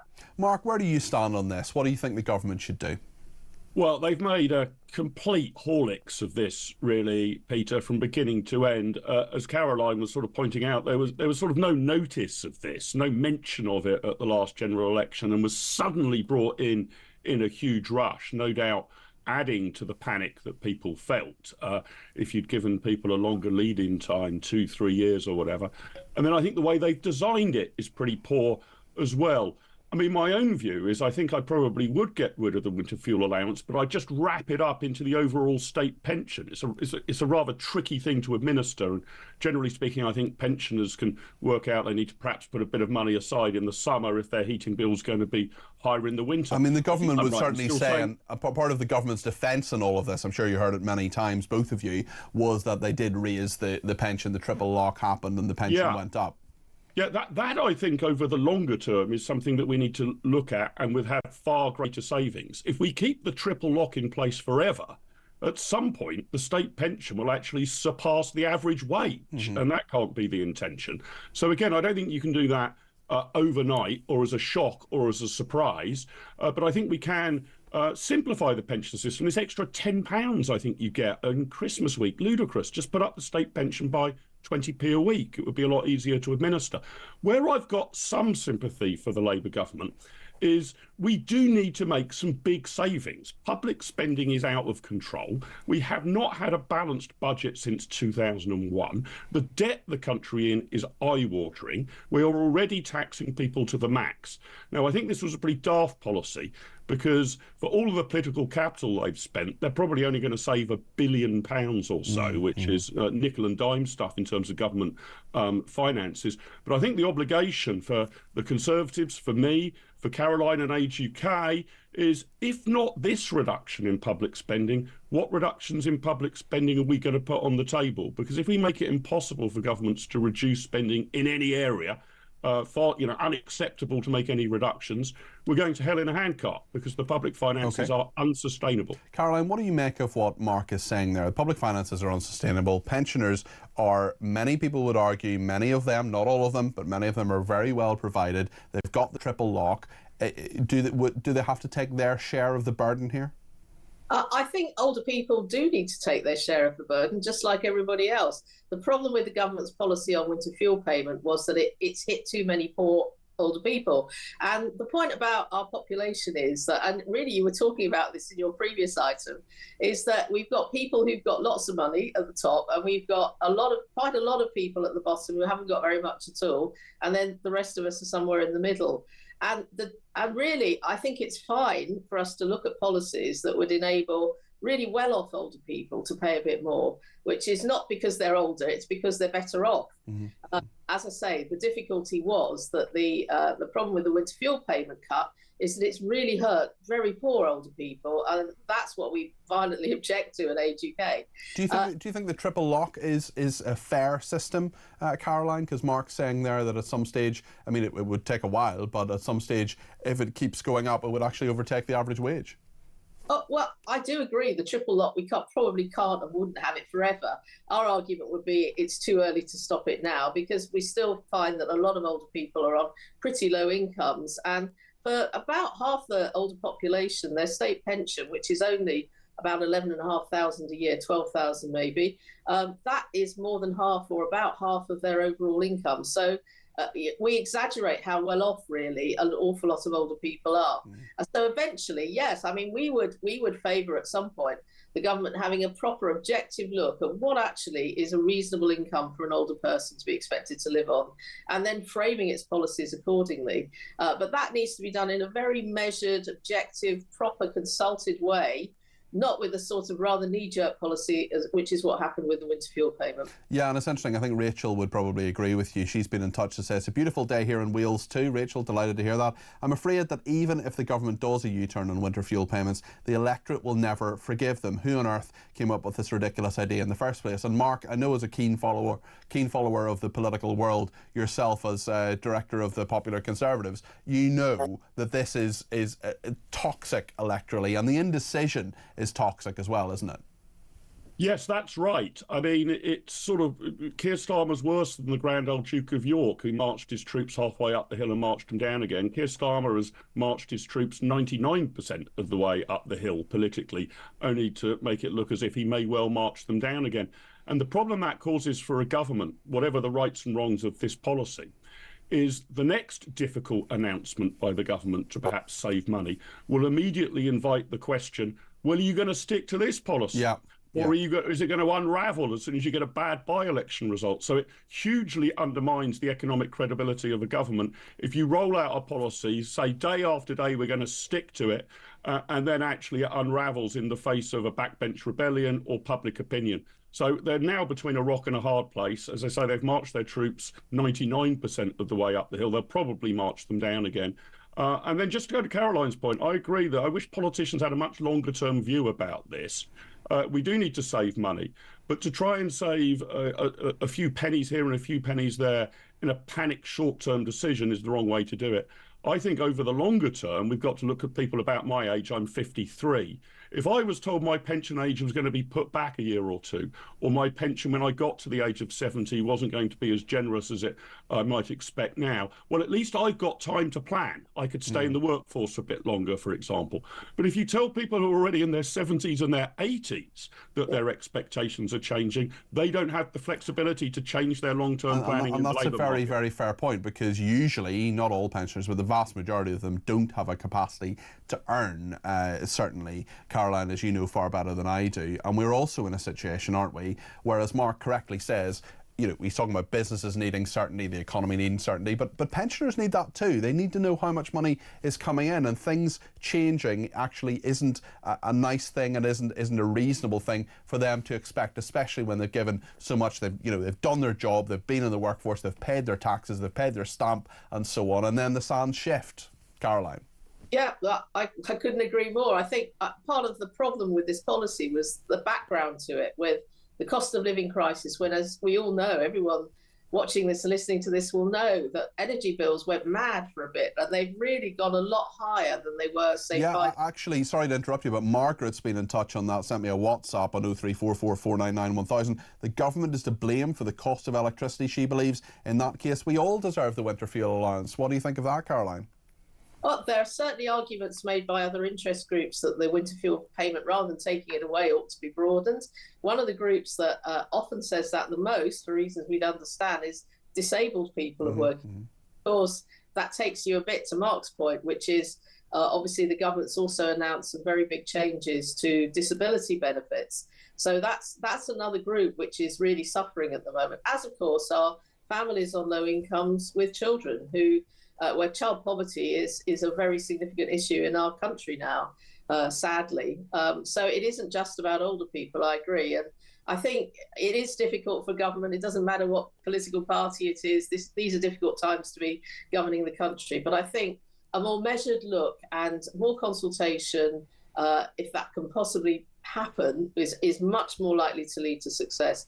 And certainly, I think a lot of older people did feel bounced, and they didn't have time to put money aside to save up for this winter. And our worry at Age UK is that we're heading towards a not very much better situation next winter, which isn't that long away now, really, unless the government does change its policy to some extent. Caroline, do you want to hear a good story? I love a good story. Mark, do you mind if I tell the makeup story? Is that okay? Yeah, sure, go for it. Tell me your wife's name again. Sorry, I forget. Angela. Right. So this is totally irrelevant to what we're talking about, but I love this story because I love people who do nice things for people they don't know. So, Caroline, I was a producer in Sky News about 10 or 12 years ago. I was a political news editor. We had a guest in. I won't tell you who it was. She was a total nightmare. And she said, and Mark was sitting there very nicely with Angela. Mark was about to do an interview as well. And there was no one else around, and there was no makeup at the weekend. And the makeup artists usually there at Sky News, but they weren't there at the weekend, as they usually weren't at that stage anyway. And this guest was a total nightmare and said, "Oh, I'm not going on without makeup, and I have to do this," and just total sort of Jennifer Lopez, Mariah Carey kind of diva strop behaviour.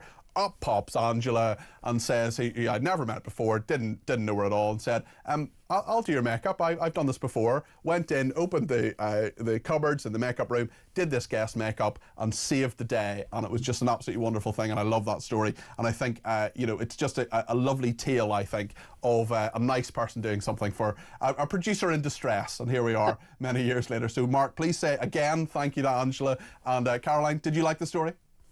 I did like the story, and I know where that is in Sky Studios. So you're right. They don't do makeup at the weekends. That's right. Well, it's funny, actually, when we were trying to get politicians on, for the breaking news and everything, we would say, "Oh, come to us first, we've got makeup." And so many politicians, because the BBC didn't have makeup, they're in the same building, and so many politicians would come to Sky first. Mainly male ones, I hasten to add, to get their makeup done.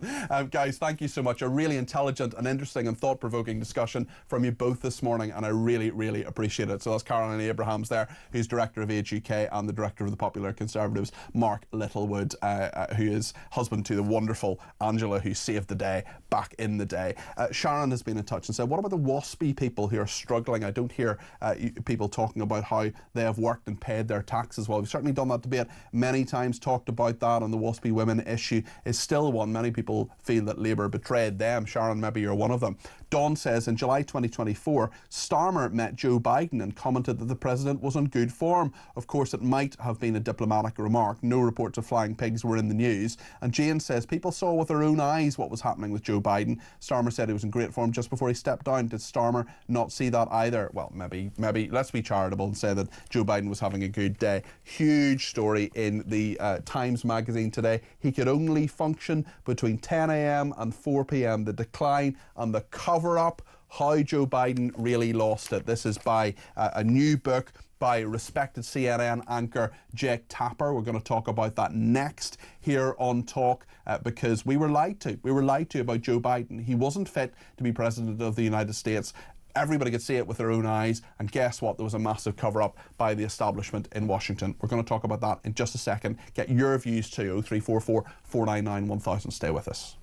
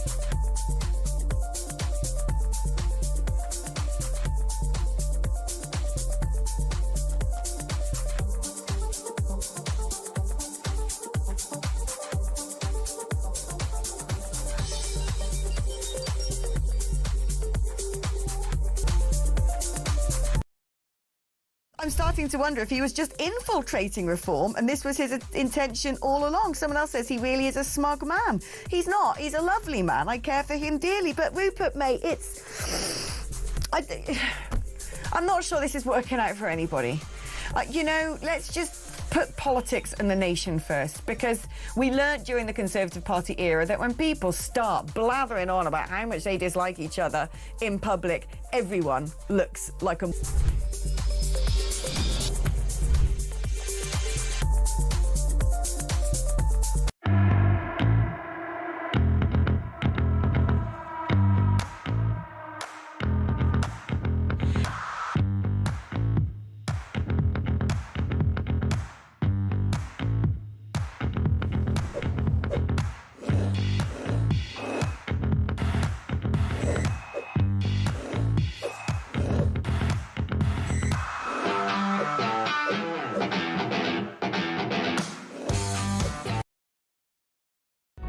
Across the UK, on DAB+, on YouTube, on the app, on your mobile, the home of common sense.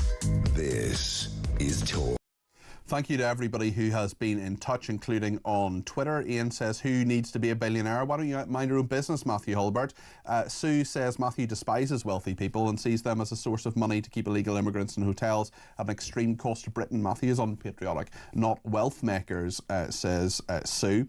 Christopher says, according to Shimmy and Lee, a flawed plan is better than no plan at all. There aren't enough characters to explain just how wrong and potentially catastrophic this thinking is, says Christopher. And another person says, pensions should be about the average wage. Really? How do we pay for that? That's what I want to know.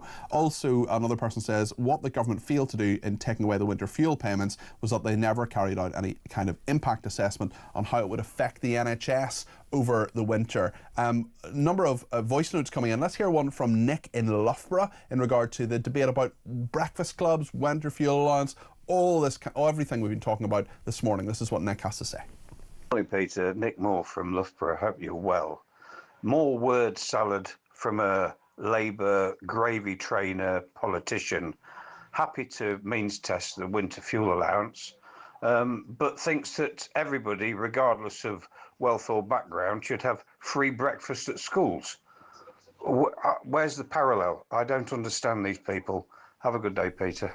Thanks, Nick. I think you make a really, really good point there. We'll continue to debate at 0344 499 1000. I'll get to all the messages and calls that you're coming in just a second. But first of all, I want to talk to Laurie Laird, who's an economist and political commentator, on this big story that is happening. It's in the Times magazine today. He could only function between 10 a.m. and 4 p.m. The decline and the cover-up, how Joe Biden really lost it. Really astonishing details here. I've gone through and highlighted a couple of bits.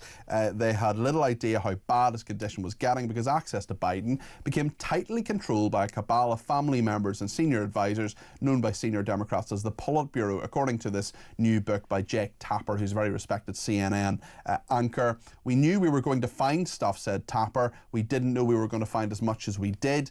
People had been saying through the election, he's fine, and afterwards we're much more willing to admit the truth. Just a little bit more on this. In October 2023, a cabinet secretary said that's when things started getting weird. They would never see President Biden. They would never talk to the president. The one time one of the cabinet secretaries saw Biden, he was completely out of it. It started becoming more difficult for people to see the president. The Wall Street Journal then said, did a report on this, saying he showed signs of slipping.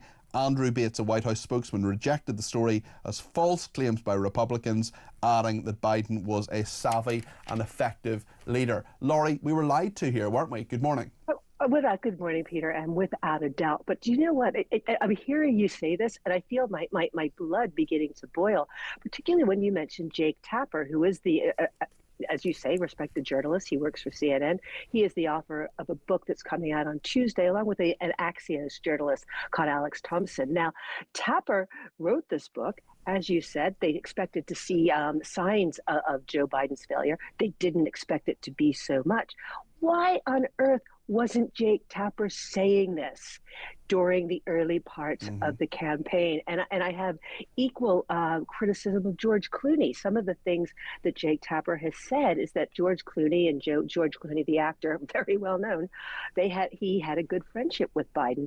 Biden apparently did not recognize him. Now, think back. George Clooney wrote an op-ed in early July saying that, I'm coming clean.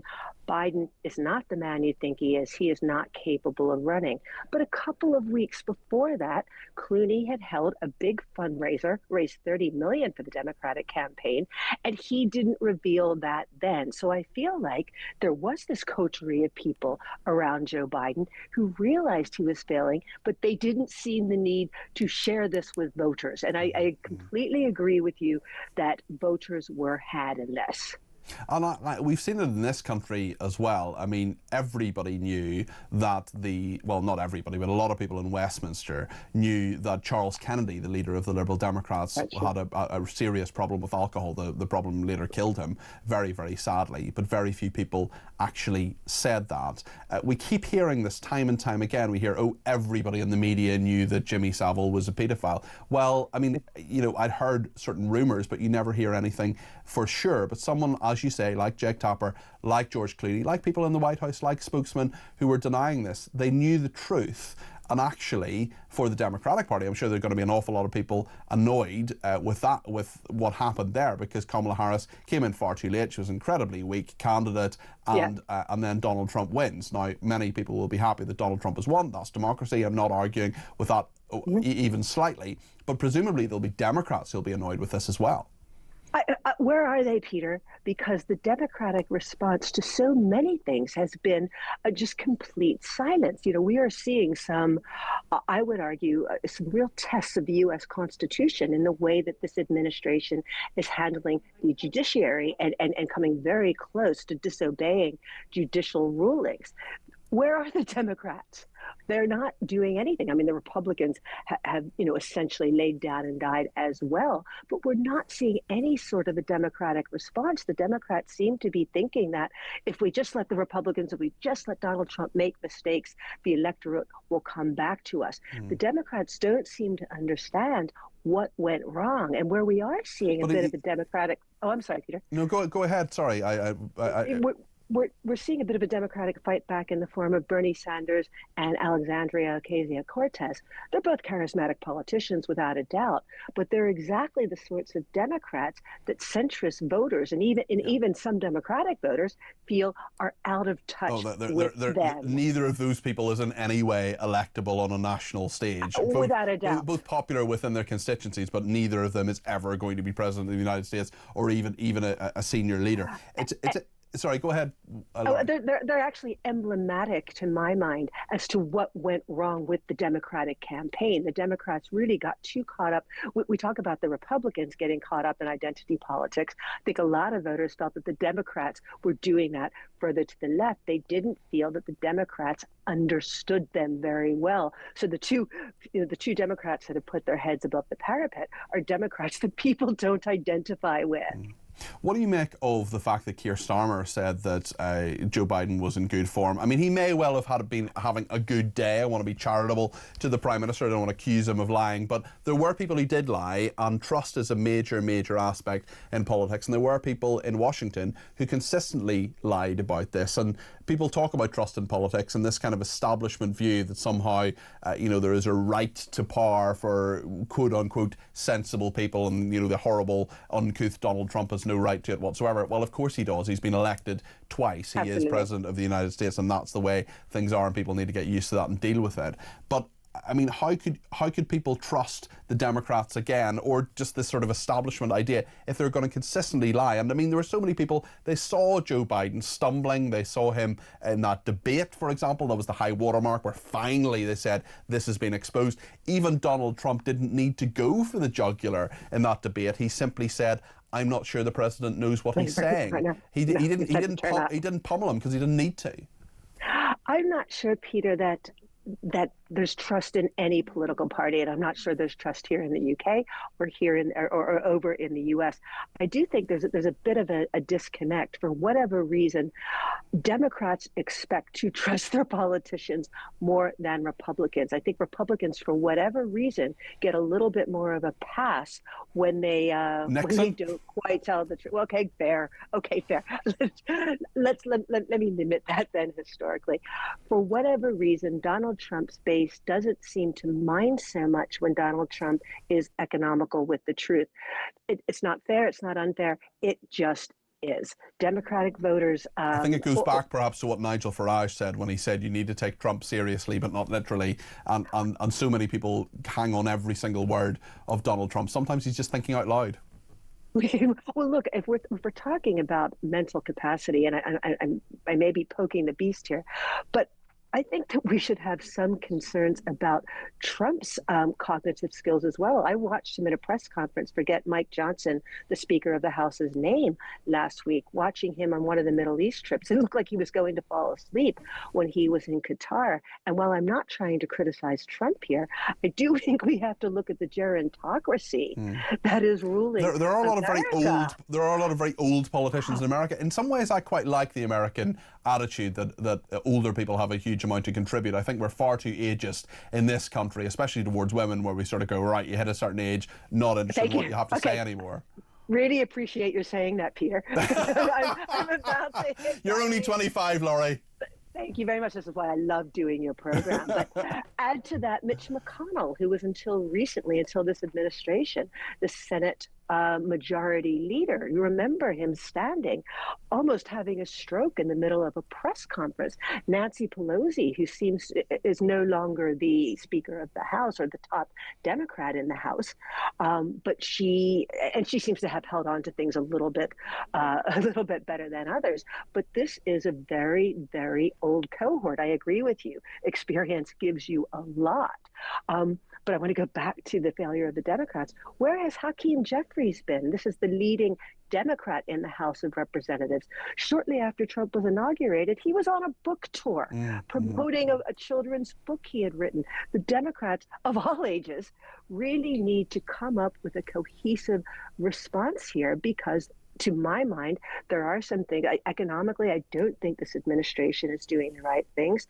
I'm concerned about its disregard for judicial rulings. This is what we expect an opposition to be inquiring about and to be holding a government to account for. All very, very pertinent points. Laurie, thank you so much. That's Laurie Laird there. He's an economist and political commentator. What do you think of what Laurie said there? 0344 499 1000. Lots of people getting in touch about all sorts of things. Sean says, if my new tech business takes off in the way it could, I'll be taking off too. I'm not going to hand over tax money to fund the endless invasion of illegal migrants. That's Sean in Bridlington there. Chris and Ottershaw responding to what Matthew said. Quite a few people responding to what Matthew Hulbert was saying. He was on about an hour ago, well, up until about 11 o'clock there. Good morning, Peter. I was cutting my grass with my headphones on and listening to talk when I heard one of your panel, that was Matthew Hulbert, say basically good riddance to millionaires leaving this country. As far as I'm concerned, people like him shouldn't be allowed anywhere near political power. He is an idiot, says Chris in Ottershaw. Well, Chris, good luck with the grass, is what I would say. I'm a veteran of cutting grass, and it's always good to have something good listening in your ears, and even if you don't agree with Matthew, I hope you're still with us now. I wonder if the grass got done there, and well done to you for doing it. It's a perfectly Saturday morning activity. And when it comes to Matthew, lots of people disagreeing. Chris says it spoke volumes when Matthew said, who needs to be a billionaire? It's not about the tax with these people, they just hate the rich. Anne says, I expect Matthew would also house an illegal immigrant if he had a spare room too, along with voluntary payments to the Treasury, says Anne. And Leslie says, I wish talk would stop banging on about the winter fuel allowance when there are much more critical things to talk about. The winter fuel allowance only affected a very small minority. The very poor were not affected. Millions were wasted paying the wealthy millionaires. Leslie, it's kind of a fair point, but Age UK, who we spoke to earlier, they would say 200,000 people maybe affected very, very badly by this. I'm not saying that Alan Sugar should necessarily have the winter fuel allowance, but I do think there are people who really missed out here, and I think it says a lot about how the government views its people. There are lots of political issues going on at the moment, and that's why James Heal from The Spectator is going to be on after the break. We'll take some of your calls, texts, tweets, voice notes, however you want to communicate with us, smoke signals, telepathic messages. Do get in touch. 0344 499 1000 is the number to call or send your voice note to. Actually, let's have the voice note about Eurovision, because we're going to talk about Eurovision a little bit later on in the programme. Mark has been in touch from Derby about Eurovision. It's Mark from Derby about the Eurovision Song Contest. I was listening to them at work this week as I was working away, and I think this is the 1, 2, 3 for the night. This is my prediction. I think it'll be Austria will win it, Malta will be second, and Sweden will be third.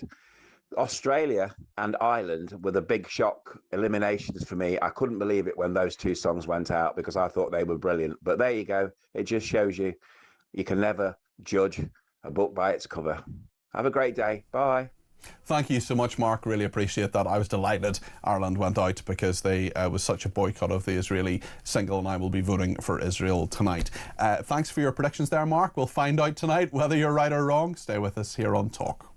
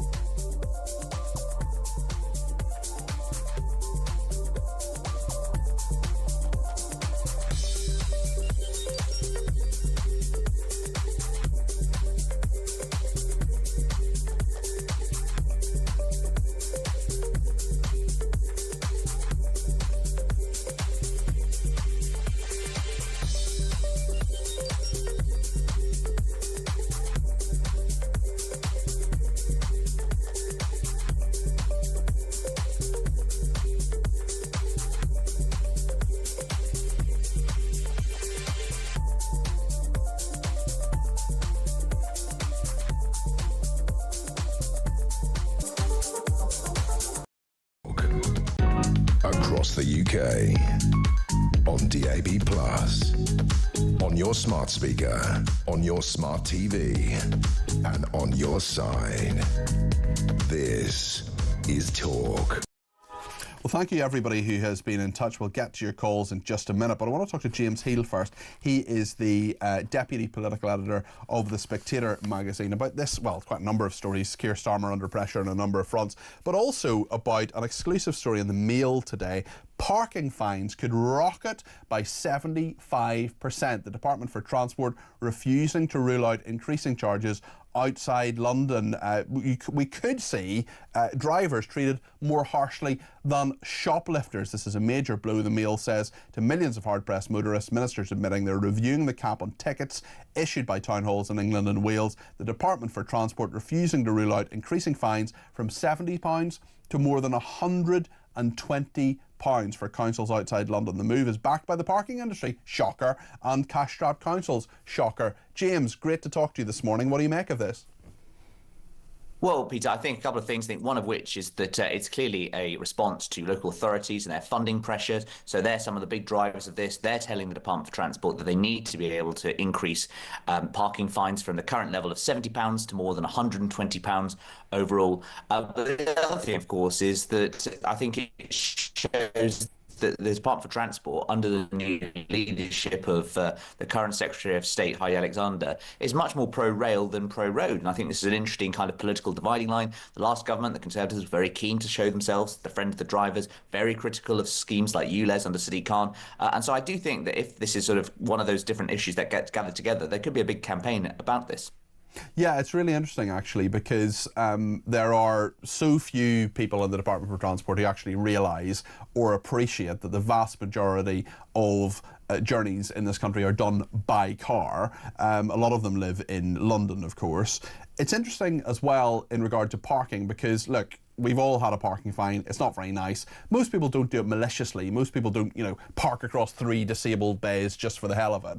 They are often caught out as a result. And £70 is a lot of money to many people. And it just shows yet again that these punitive measures are going up and up. Of course, the councils will welcome it because they need more money. But I just wonder about this war on the motorist. We've seen it with things like ULEZ. We've seen it in lots of different ways. And motorists just can't get a break, really, can they? Yes, and I think that it's also going to be a big debate around the next budget as well, in terms of the fuel duty escalator, etc., and what the price is going to be put on petrol, which I think will be really one to watch as well, given the kind of signals we've heard out of the Department of the Energy run by Ed Miliband. But look, yeah, as you say, I mean, obviously the councils is one sort of group that's been pressuring for this, Peter, but the other point is also, unsurprisingly, the car parking industry itself. And so people, I think, will be looking at sort of arguments they've made.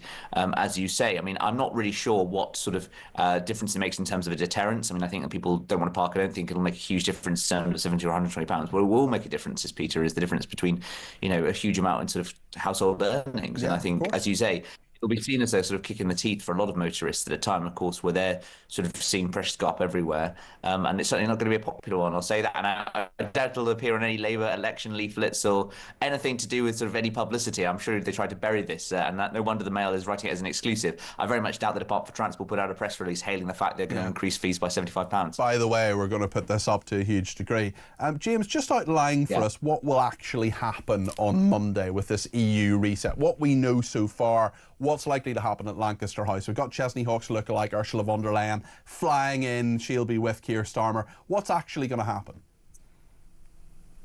Well, so on Monday, what we're going to see is the first big UK-EU summit of Keir Starmer's premiership, and there's going to be a variety of talks on different areas, most notably, of course, the youth mobility scheme that's been flying around, officially denied for many months, saying it wasn't in works. But actually, I think we are going to see some kind of deal where the sort of European youth and UK youth can go to each other's respective places for up to 2 years without having to claim through visas. So I think that'll be the big thing to watch. Also, there'll be talk around sort of potentially sort of removing some of the red tape around Northern Ireland. There'll also be defence talks in terms of the new EU defence sort of finance scheme that they're going to use to sort of spend more on European defence infrastructure. The UK wants access to that. There'll also be the French sort of pushing for more talks to access to fishing as well. But really, I think, Peter, what's so striking is how little we know at this stage. Given the stakes of this summit, you'd expect much more pitch rolling to have been done. Actually, what we only see today is the Prime Minister using an interview in the Times to come out and say we can't be kicking and screaming about Europe. I have been really struck by how cagey and defensive a lot of ministers and officials are over the past few months. As I mentioned, they were very, very keen to shoot down any suggestions of a youth mobility scheme. Oh, there's nothing like that, etc. Turns out there was all along. Yes. Who knew? Sometimes it seems that those are very keen not to be completely honest, given the fact they have been very keen privately about having a big e-reset. Yes, certainly. And there are a number of worries about this from many people, some of our viewers and listeners, who worry that this could be a reversal or even an erosion of Brexit by the back door. What's Starmer going to say to them to kind of to assuage those worries? He will be talking about it purely in pragmatic terms. He will be talking about it in soothing modes of sort of red tape, etc. He will be saying, that actually this isn't a free mobility scheme. This isn't a free movement, return to the back door, etc. But I think the key thing we'll be looking at the detail in all of this. And actually, of course, is the precedent it sets. For instance, I'm very struck when they talk about a youth mobility scheme. We all think of sort of Swedish au pairs and the French and the Belgians, etc. You probably think of Swedish au pairs, James. Guilty. Okay, I'm revealing my biases this morning. It's a Freudian slip there. But I think that we need to remember, of course, Peter, is how much the European Union has changed since we left nearly 10 years ago now. So, for instance, when you talk about having access to the UK, does that mean, for instance, that the people who are coming from Turkey to Germany, etc., who have been able to use different schemes to get in that, are they going to be able to be accessing this as well? Like it is. So I think that he will obviously be trying to sort of make this either in a sense of, it's not a really big deal, or it's sort of things you won't actually notice in everyday life. Actually, I think that when the detail comes out, it's going to be one that needs to be really studied, given how we know that, even when we were members of the European Union, Whitehall was never particularly forthcoming about some of the sort of details that our transfers of sovereignty would involve. James, thank you. And you know what happens with Freudian slips. One tends to lead to a mother. Thank you, James Healy. He's Deputy Political Editor of The Spectator. Appreciate your views on all of that. On Eurovision as well, many people getting in touch, including Stephen in London. He says, I never watch Eurovision. However, I will be watching just long enough to get the details of how to vote. I shall be watching just long enough to vote for Israel, regardless of how good or bad the song is. Stephen, I will be doing exactly the same thing. And I'm not a fan of Eurovision, but I am a fan of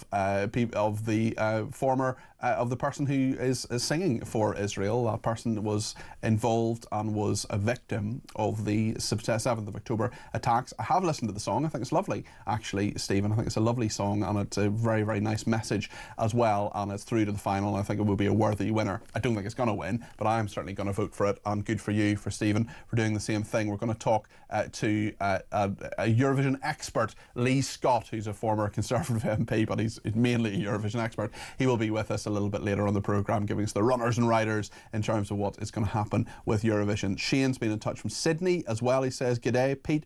I thought our Labour Prime Minister Anthony Albanese was deluded. Sorry, mate, I got it wrong. He's just an idiot. Thanks, mate. Another top show, says Shane in Sydney. Thank you. Shane watches in the evenings in Sydney because, of course, of the time difference. Lots to discuss in just a second on Keir Starmer and assisted dying on the Winter Fuel Allowance. We're going to take your calls. If you want to join that debate, let us know. 0344 499 1000. We'll take some voice notes too. Stay with us here on Talk.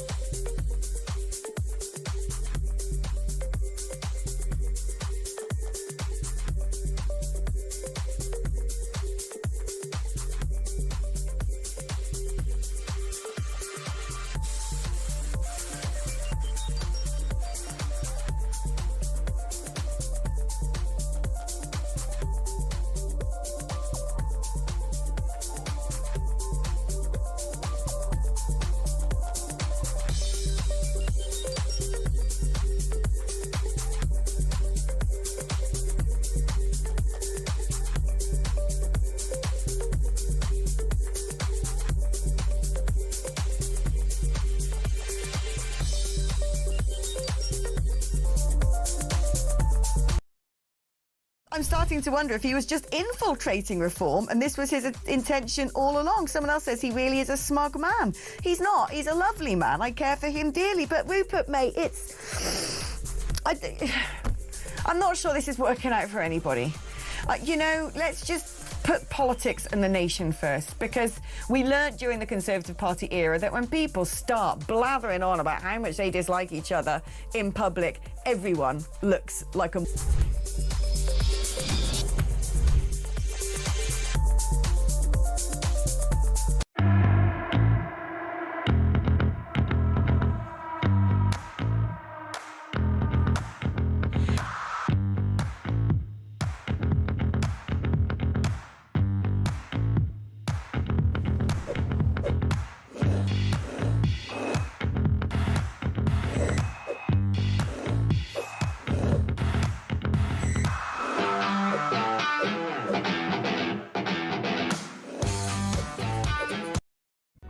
Across the UK, on DAB+, on your smart speaker, on your smart TV, and on your side. This is Talk. Les has been in touch on Twitter and says there are old politicians and there are bold politicians, but there are no old, bold politicians except Donald Trump. Jason in the Lake District says Starmer said how Biden was in top form after meeting him last year. What a lying charlatan he is. Maybe he was in good form that day. Maybe he was having a good day. I don't know. Sue is in Macclesfield and has sent us a voice note on Biden. Morning, Peter. It's Sue here from Macclesfield. Just in relation to Joe Biden not being able to function he can only function between the hours of 10 and 4 o'clock. We've got an entire government who can't function at all. Anyway, I just thought I'd share that with you. Thanks a lot. Have a good day. Bye. So very good, very good. That has made me chuckle. Thank you for that. And thanks to Natalia in Israel, who says, "Hi Peter, like you, I was delighted Ireland didn't qualify. Karma springs to mind. Go Yuval," which is Yuval is of course the person who hid under bodies on the 7th of October when Hamas terrorists were having that were waging that horrendous murderous attack on Israel. Hid under bodies for 8 hours to stay safe. She is now the singer who is representing Israel. I urge you to vote for her this evening in Eurovision. Let's speak to Robert in Hertfordshire. He's been in touch about Starmer and the EU. Robert, you're very welcome to the programme. What would you like to say? Good morning, Peter. Good morning. It's obvious that he's trying to get us back into the EU through the back door. Now, I'm a fervent Brexiteer, and the reason Brexit didn't work is because it wasn't allowed to work. They had too many Remainers in the cabinet, and even the speaker at the time, Bercow. Billy Bercow, give him his proper name, Robert. Billy Bercow. Yeah, and the thing is, he's reaping the benefits now, Starmer. I mean, he would never have been allowed to negotiate a trade deal with the United States if we would have been in the EU, and he would never have been allowed to negotiate a trade deal with India. Yeah, correct. And he's reaping the benefits. But you know, we had a referendum. We have a democracy, and what we should be doing is putting our borders up. We are an island, and we are under attack from all sides, and we should be putting our borders up. The only ones we should protect is Ireland. We should suspend. Forget about free movement for students. There shouldn't be any for 5 years. With no more political asylum, regardless of the circumstances. They've got plenty of places to go to, and I'm certainly against this coalition of the willing or the not so willing. I think it's very dangerous. We don't need to get involved in a war in Europe. We already pay our subs to the UN. That's good enough. You know, we need to draw the drawbridge up now and make ourselves a fortress. It's a really interesting one, Robert, because we're actually talking in about 10 minutes, just after the news, about the Assad regime. You know, in Syria, we had Bashar al-Assad, horrible, evil dictator. He's gone, and a lot of people came to this country from Syria saying they were fleeing his regime. So my question is, and we're going to ask this properly in sort of 10 minutes or so, but I just wondered what you thought, Robert. We're going to ask the question and say, hold on a second here. If you're fleeing a regime which is now gone, the Assad regime is now gone, and those people were asylum seekers. Okay, they've put some roots down here, they live here now, that's fine. But if the threat is gone, surely you should go back to Syria, go back to your old home and go back to your own country, because the reason you're an asylum seeker has gone, and there are loads of Syrian asylum seekers in this country, and many of them would be safe now in Syria. Well, it's the same. It's a vacuum. You know, we had it with Iraq. We create a vacuum and they take advantage of it. You know, there's always... The trouble is with this country, our biggest enemy is tolerance. That is the biggest... The second one is woke, but that is part of tolerance. You know, and that is... It should be a gift. Tolerance should be a gift from God. But tolerance is been turned against us. And every time a dictator is taken over, especially in the Middle East, it always creates a vacuum. Okay. And the vacuum is always taken advantage of. What's your thoughts on that, Peter? Well, listen, I think it's a very fair point, actually, and I think that there are many countries that take up the slack and deal with this, and because we are a compassionate country, we've clearly been taken advantage of. Robert, thank you so much for your thoughts. That's Robert in Hertfordshire. Let's go to Georgina in London on Keir Starmer. Georgina, you're very welcome to the programme. What would you like to say? Good morning, you little ray of sunshine. Well, I've been listening to what's been said, and I've got to be honest with you, I heard you said about a WhatsApp voice note or a call, and someone said, why do we keep harping on about the elderly winter fuel allowance? Well, I've got to say, without the elderly, none of us would be here. Correct. So we have got to protect these people because... And we've got to treat them fairly. We've got to treat them fairly, and I think the winter fuel allowance was something that should be there. I think it's something that a lot of people need. And do you know what? Maybe there should be a system. If you don't need it, you could give it back, or you could automatically donate it to charity. I know a number of people who got it, didn't need it, and gave it to, you know, Age Concern or one of those kind of charities. Yeah, absolutely right, Peter. And bear in mind, these are the people who taught us how to walk, use a spoon and wipe our own bottom. So let's have a bit of respect from callers, shall we? Right, the elderly and the most vulnerable Indigenous population were lied to by the Labour Party in the political manifesto. They were told that the party was going to look after them, look after the most vulnerable in our society, not just the elderly, the disabled, all people that need help. And they have been hit worst by the very party that promised to protect them, Peter. This is a total betrayal of our elderly, who, let's face it, have paid into this system for the whole of their working lives. Keir Starmer taking the winter fuel allowance shows the very measure of this man. And if you can betray our elderly, my darling, you have the ability to betray anyone. Government should be a body of people put together policies that benefit our Indigenous elderly population and those that are most vulnerable. But they're taking the benefit, cutting the benefit, and using them for other reasons. Okay. You know, priorities have got to change immediately, Peter, with regards to the government. I think an awful lot of people will agree with you, Georgina, and it'll be really interesting to see what they do on this. Thank you. That's Georgina in London. Let's go to Ashley, also in London. It's giving me a call on 0344 499 1000. Assisted dying, huge topic. Ashley, what do you think?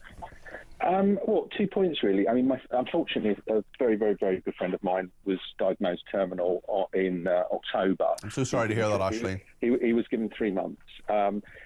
We came back last week from Milan with him, right, and his family. So he's unwell. He's still there. He's still there.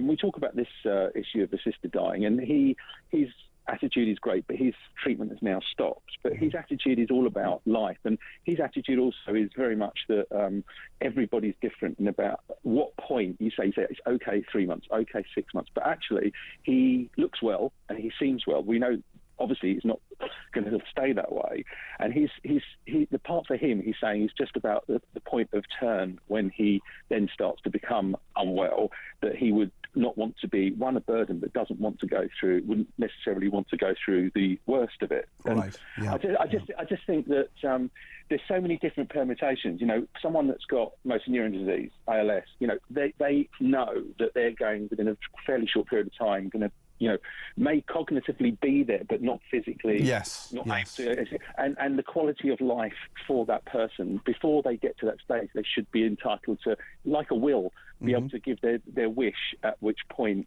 they want their dignity saved, right? So I understand the difficulties in making the decisions, but the problem is with this is that it's every person's view on it. It doesn't mean that people can automatically do it. It just, with certain conditions. I suppose the question, listen, all of what you're saying makes perfect sense and is really well considered, Ashley. I suppose the question is, what should exist, what mechanism should exist legally to allow people to die with some form of dignity? I mean, you've seen this and you've thought about this from all angles. What do you think? I just think it should be on the basis that where treatment, at the point of treatment being withdrawn, right, at the point the doctors do this, they withdraw from treatment, they can no longer treat this person, and if at that point, which ultimately the person's probably cognitively going to be very fine to make that decision, that, especially with cancer, their wish at that point should be honoured about, but we've also got to guarantee, don't we, Ashley? We've got to guarantee that that treatment isn't withdrawn any sooner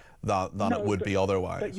But most people have, two doctors and go and get the second opinion. I think most people do that at that point, which my friends have done as well. And I think that at some point, it's not done under coercion by the family. It's that this person can make that decision. Now, you're always going to have situations of abuse, and maybe with people who have got other mental health issues, and that's where the issue is.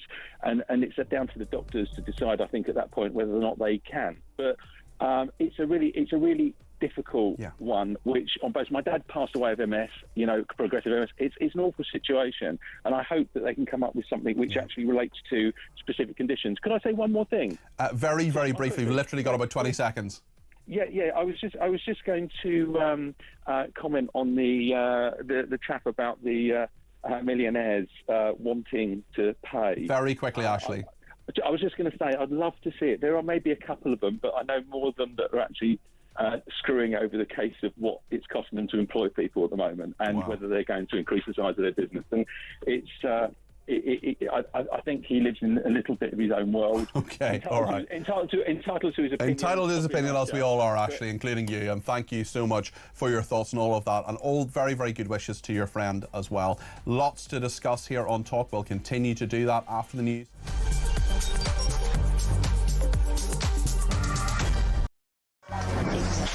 Five, 4, 3, 2, 1.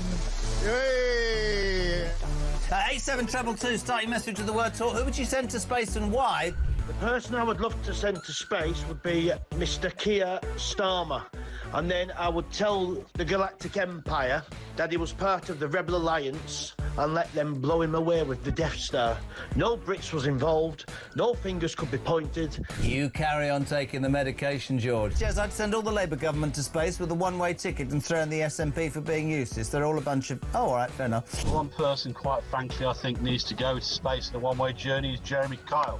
He goes on about his age one more time, how he's 60 this year, he was 59 last year, repetitively over the course of the weeks and months. We have to hear him, I'm 60 this year, I'm 60 this year. Richard Tice, did you put that cheeky bugger up to that? I'm hoping he's going to send me the invoice, because that was absolutely brilliant. Which MP would you send to space? Although I'll get in terrible trouble if I answer that. But it's fair to say there's quite a long list. The sad thing is about sending people into space on a one-way ticket is I don't think that we've built a spaceship big enough to take the lunatics off this planet. I mean, from the net zero loonies to the transgender loonies to the racists to the terrorists, there is just so many to the wokerati. We need some big spaceships. Big spaceships. Good evening. I never know how you're going to start this conversation, Jeremy. Katy Perry went to space today, OK? Who would you send... I'd love her to say what I wanted to, but I'd never disrespect her. Who would you send to space who could never come back? Well, I'd be happy to send Ed Miliband to space, I think. Oh, that is an outrageous question, so I'm not even going to answer that question. Sam Matterface, so you get the job, yeah? Come on. No, Sam Matterface, I tell you what... There's no. I think David Lammy would be the person I'd want to send up in space and never come back again. Yeah, the problem is how much would the bill be for him to munch through whatever food on the way there? Hey, it worked.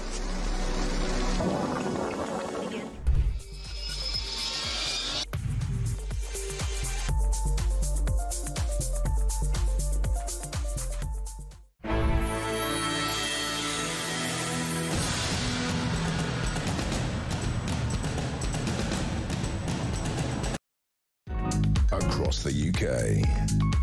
On DAB+, on your smart speaker, on your smart TV, and on your side. This is Talk.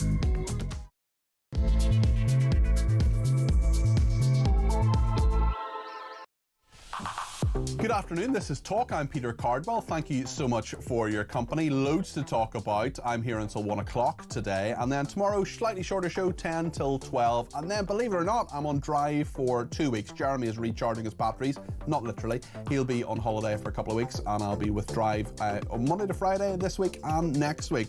Loads to discuss. In a second, we're going to ask whether the Syrians who fled Bashar al-Assad to Europe could move back to Syria. Should they be urged to do so now that Syria is apparently a safe country? I was speaking to a Syrian this week who's delighted and thinks that everything will be fine there. I'm not quite so sure. I'm not sure I'm as optimistic as he is, but we'll talk to Mike Jones from Migration Walks and Dr. Shelvin, who is Head of Immigration and Public Law at 33 Bedford Road Chambers, in just a second. I also want your views on assisted dying. Loads of people getting in touch about that, and about Eurovision as well. It's the FA Cup and Eurovision today, and we'll talk more about that in just a second. Let me know your thoughts on all of this. 0344 499 1000 is the number to call. You can text me 87222 with the word talk in your text. You can tweet me at talkTV. Follow me at Peter Cardwell. You can also send me a WhatsApp text message. You can send me a voice note, less than a minute please, and Tech Up Dave will play them out. Or you can, of course, give me a ring, 0344 499 1000. This is my show, but it's your show too. I want to hear from you. I know it's a sunny day, but pick up the phone, 0344 499 1000. Stay with us. Dawn in Chelmsford's been in touch and says, "Hi Peter, I used to represent my local council on the town centre strategy group. The traders and businesses were always critical of increased parking charges because it encouraged shoppers to go out of town to shopping centres." Dawn, it's a very, very good point. Now, if you're going to be fined 120 quid for having a parking fine, I mean, that's eye-watering. That's far more than the vast majority of people would spend on a shopping day out. I'm in Golders Green, says this person, sitting with my Jewish associates and friends, all of which, thank you so much, Peter, for your kind words and support. So sad that at every place of worship, so much security needs to be adopted. This is London in 2025. Eric in Norfolk said, "I just heard you urging us to vote in Eurovision for Israel due to the circumstances the singer went through. Shame on you. It's not a political contest, but a song contest." Eric, seriously, are you familiar with Eurovision? Ukraine won due to this way of thinking when the UK song should have won, as it was a much better song. Well, Eric, we cannot vote for the UK song because we're in the UK. You've got to vote for another nation. I've heard the Israeli song. I like it. I think it's really good. And I think the person who is singing it is a very, very brave person. I also think it's a bit of a slap in the face to vote for them for various countries like Ireland, who had many, many thousands of people who want to boycott Israel. So give it a go, I would say. I mean, make up your mind, Eric. See, obviously, choose the song you think is the best song, but if you don't think Eurovision is political, I'm afraid I've got a bridge to sell you. Stuart says, "I was 9 when Eurovision was won by Bucks Fizz, and I'm still traumatised by it. While the country lauded them, I, even at 9, felt like crawling under a rock on their behalf. Cringeworthy doesn't even begin to describe it, and I think it has only got worse year on year." Stuart, you're clearly not making your mind up on that one. You haven't let your indecision take you from behind. Right then, we're going to talk about an arguably more important topic, which is whether Syrians who escaped the Assad regime should go back to Syria now that it is safe or safer. It's a really interesting question, and we've posed this on a number of occasions in regard to other countries. I was speaking to a Syrian this week. He was telling me he believes his country is safe. He believes it's a much better place now that Bashar al-Assad is gone. There are many, many questions, of course, for the regime and the leadership there still to this day, and it's still not a particularly stable society in many ways.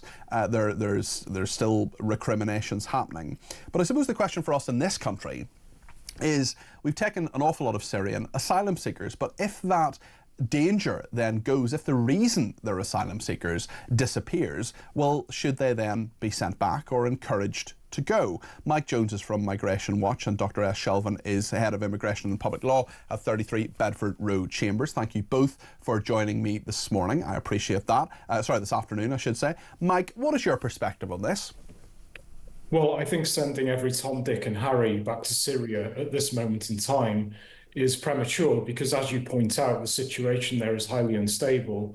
You know, we've had internecine conflict in coastal regions like Latakia and Tartus, and obviously the Alawite Shia Muslim sect has been targeted. You know, 1,000 civilians dead, including women and children. That being said, the majority of asylum seekers from Syria in Europe are from the Sunni Muslim majority, and they were specifically fleeing the Assad regime.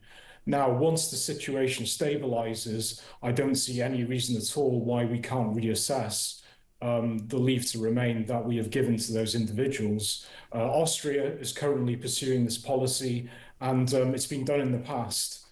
You know, the Germans asked Bosnian refugees to go back to their country when the situation stabilized there. And the UN Convention on Refugees does allow this in international law. They call it the cessation clause. So, you know, humanitarianism doesn't just mean permanent settlement. It means protection and sanctuary, but that could be temporary. And yeah, I think long term, once it stabilizes, we should definitely look at those options. If the Ukraine war ends as well, presumably you would say the same thing for many Ukrainians who came to this country. Well, yeah, I mean, that's currently the rule in Europe. Yeah, okay. You know, the European Commission looks at the time frame in which Ukrainian refugees can stay in European countries. They have extended this to 2026, but no doubt it will be looked at again.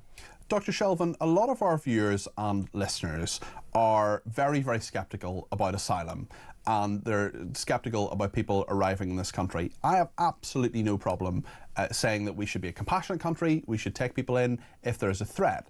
But if that threat disappears, surely the circumstances change. Well, so first of all, let's give a timeline. Syrian refugees started coming into the UK in waves from September 2015. They were initially not given refugee status. They were given discretionary leave up to 2 to 3 years. And then since then, the way the Home Office have been looking at these claims up to the 9th of December last year was that individuals who could show a real risk of torture or persecution were given refugee status and 5 years leave to remain.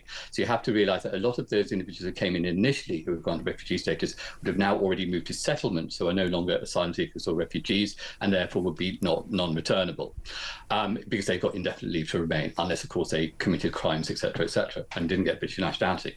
Now, the point being is from the 9th of December last year, the Home Office suspended any further decisions on Syrian cases.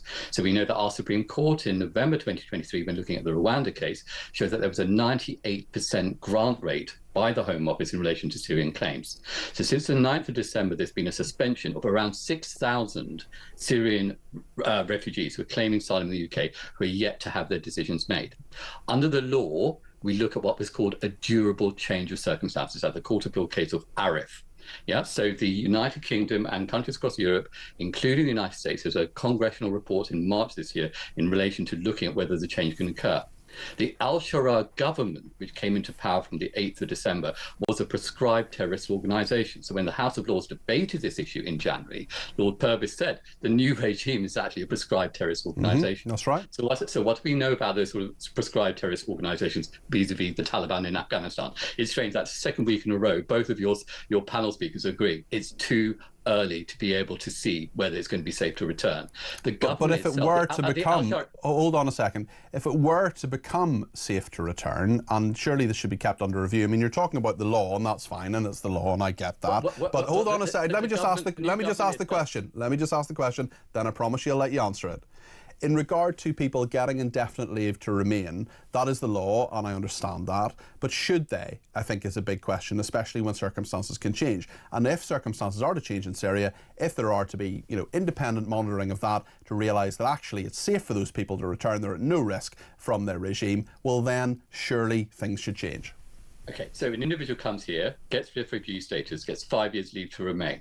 At the end of those 5 years, they currently, and will still do so under the Cooper's-Taracy immigration white paper, will still be able to apply for indefinite leave to remain after 5 years. So the active review happens at that 5-year focus in relation to whether it's still safe to, whether it's still not safe to return to Syria. So that's what happens at 5 years. The revocation, the cessation process, as a cessation process is under the Refugee Convention, allowing the country to look at that review throughout that period. But once the indefinite leave to remain is granted, there's no active review. they're British, they're migrants under indefinite leave to remain. They're no longer migrants under refugee status. So active review happens at 5 years before indefinite leave to remain or during those 5 years. Do you think, And a very important point, Peter. The new government itself accepts it's going to take up to 5 years to have free and fair elections in Syria. So that's a new regime in itself. So we're not looking at next year. We're looking at the government itself taking 5 years. Now, we know in March itself, there were huge clashes in the northwest of Syria by those who were previously loyal to the Assad regime. United Nations accept that there's 15 million currently under humanitarian crisis in Syria. Mike and I are on the same page here. It is not safe to return to Syria. Yes, hypothetically, when it comes to the words we use in the United Kingdom is durable change. So we know that we've got a prescribed terrorist organization which is currently in power. So you have, one evil dictator replaced by a terrorist Islamic fundamentalist regime. Yeah, so it doesn't give us much confidence in relation to the protection of human rights. So on that basis, it's academic and not really real. Let me go back to Mike. In terms of that 5-year level of assessment in regard to indefinite leave to remain, do you think that is the right time to assess whether people should stay in this country permanently? I mean, personally, I'm a bit of a skeptic of indefinite leave to remain, but there would have to be substantial changes to the law to allow a more flexible system. I think immigration legislation introduced in 2022 would have to be looked at. Sorry, 2001. But under the UN Refugee Convention, the cessation clause applies within a 5-year time frame. I think we can come to a conclusion before then as to whether Syria has stabilized or not. Make no mistake, I don't trust al-Sharaa. He's an Islamist extremist. I don't trust the HTS transitionary government. However, and this is where I might differ from your other panelists here, the majority of Syrian refugees in Europe are from the Sunni majority. Most of the Alawites have fled to Lebanon. I'm sure there are a small number of Christians here, but the majority are Sunni Muslims, and many of them went out onto the streets in European countries to celebrate the fall of Assad.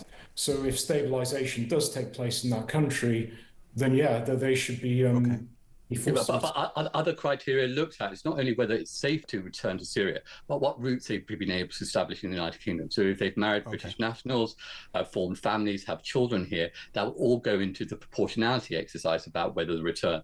So therefore, everybody accepts that once you've been granted lawful leave here in the United Kingdom, any sort of human rights you accrue lawfully, be by family life, private life, contributing to society, also gets put into the melting pot in relation to return.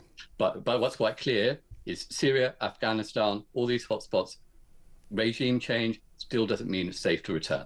OK, Mike Jones from Migration Watch, thank you. Dr Shelvin, Head of Immigration and Public Law at 33 Bedford Road, Chambers, thank you. Dr Shelvin, can I just ask you, actually, a number of people have said, why don't you use your first name? Why are you just Dr Shelvin? Can you just explain that to us? I just wonder. No, my full name, I did tell your producer, and you've heard me before, it's Dr S Shelvin. So S stands for the first letter of my father's last name, which is used to represent my first name, and Shelvin, which is my given name, is used as my last name due to Sri Lankan Tamil family cultural tradition. Okay. So if I have a son called Bob, he'd be called Steve Bob. So if you Google me, you'll find it all over the place. Wonderful. Okay. No, I just didn't know. I was very curious. So thank you very much indeed to you and to Mike Jones. Appreciate that.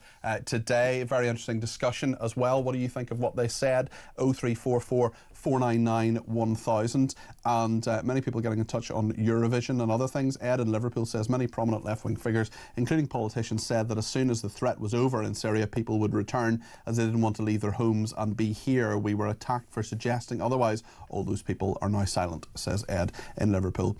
Quite a lot on Eurovision coming in. Cheryl Baker's coming up, believe it or not, which is very exciting. Mac in Glasgow says, I always think Eurovision is a celebration of the weird and wonderful. It's always great watching the subtitles and seeing the crazy words to the songs. Eurovision is political, and it shouldn't be. It's why the UK always comes last in most times, says Mac in Glasgow. And Dorothy in East Kilbride says, great show, Peter.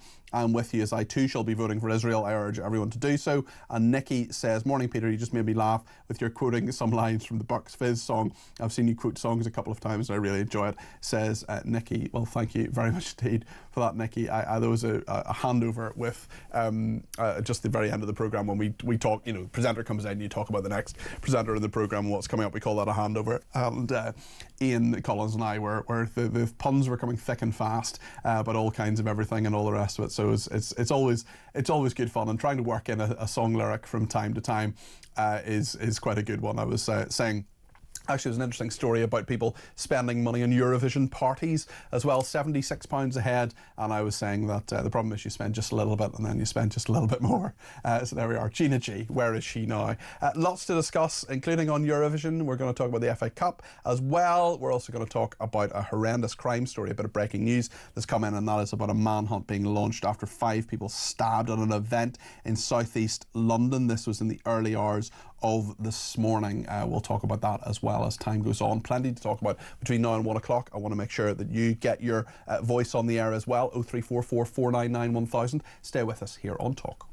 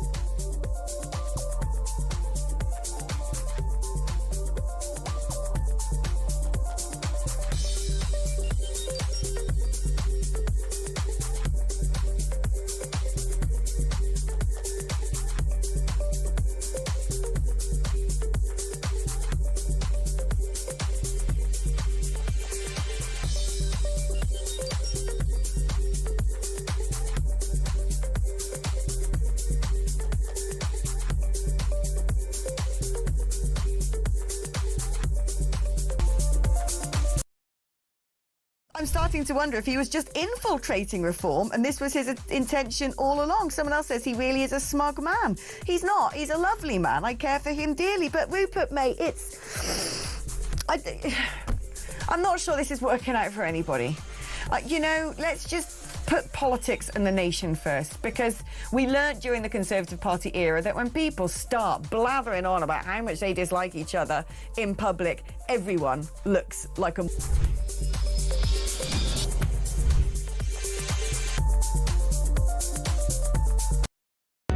Across the UK, on DAB+, on your smart speaker, on your smart TV, and on your side.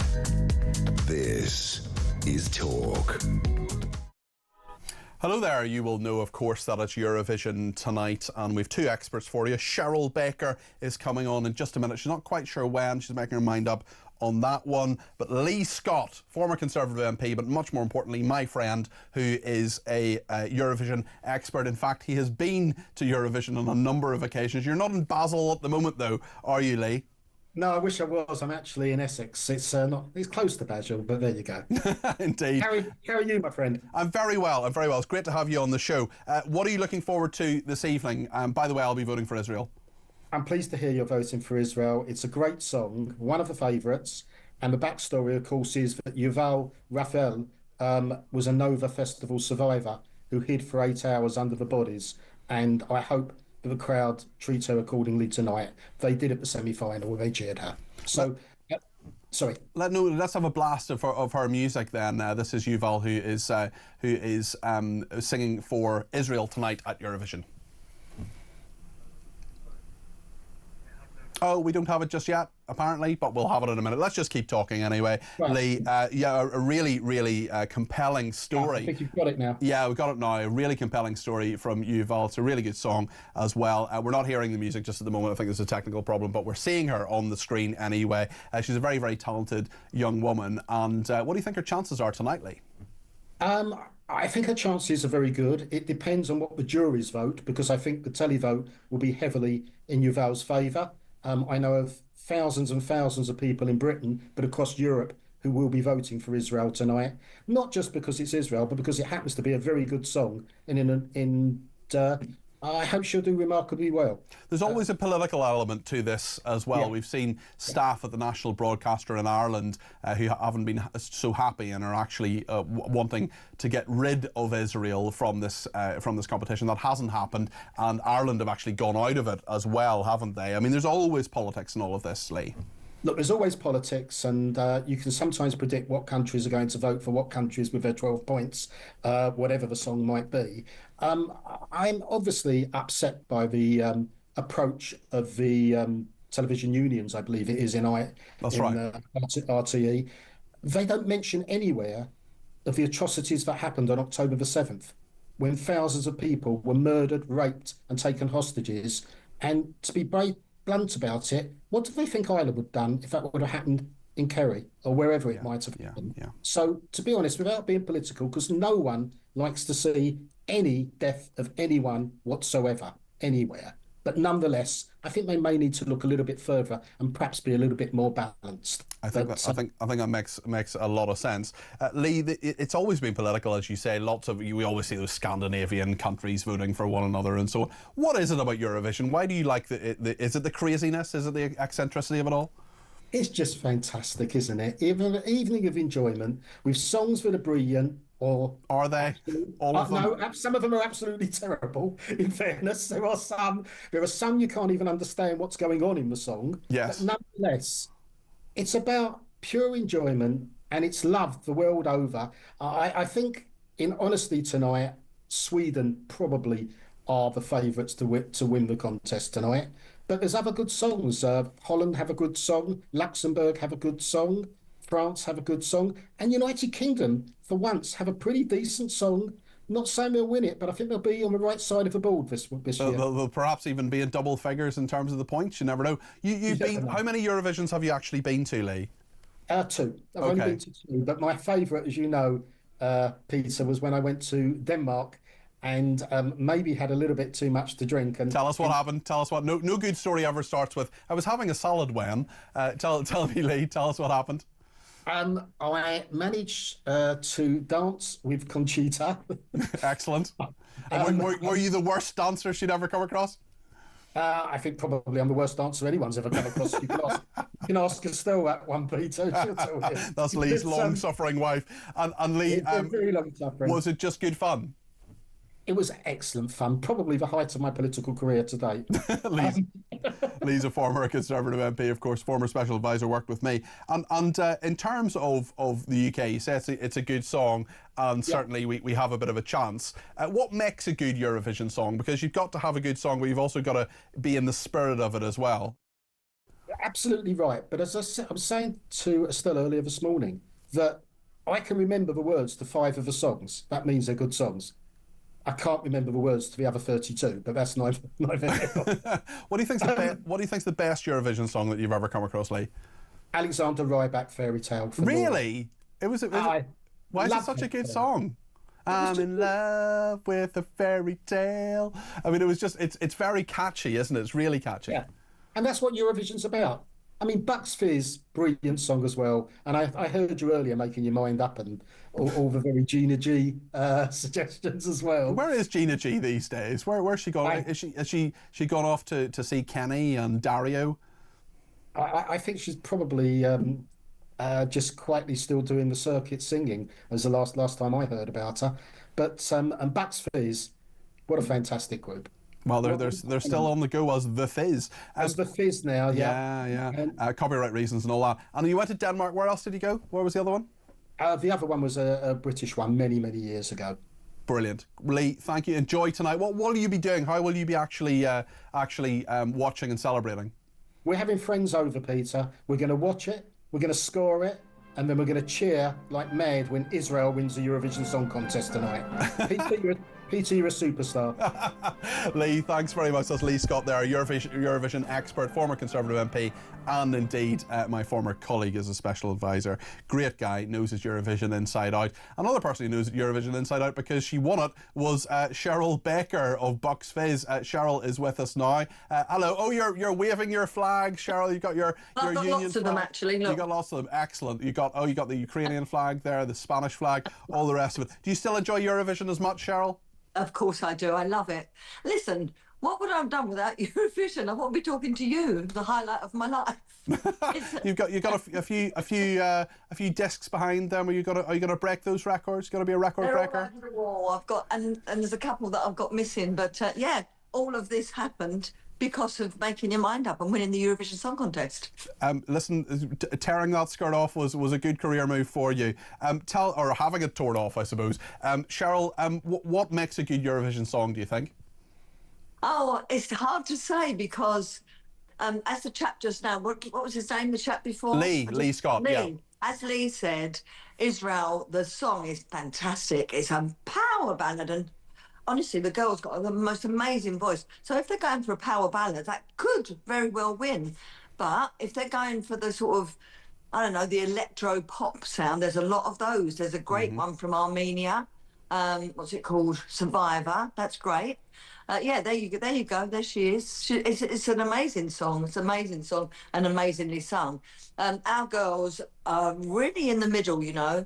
It's because it starts a bit ballady and then it builds up and it's a bit, you know, poppy and then it comes down again. So I don't know. I would love to think that we've got a chance of certainly being on the left-hand side of the board. That would be progress. That would be wonderful to be in double figures and perhaps returning to the heyday there. The last UK winner was Love Shine a Light with Katrina and the Waves, wasn't it? It was 1997. I mean, that's been a while, hasn't it? It really has been a while. You don't realistically think the UK is going to win tonight? Of course we could win. I mean, look at Sam Ryder. He was so close. He was on points away from winning, and he would have won had it not been for Russia invading Ukraine. So we can win.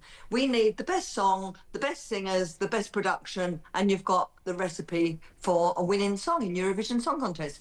But you never know how the rest of Europe are going to vote, so we just have to wait. And the politics always comes into it as well. Has that been a frustration to you over the years, where you say, "Oh, look, it's all the Scandinavian countries all voting for one another again"?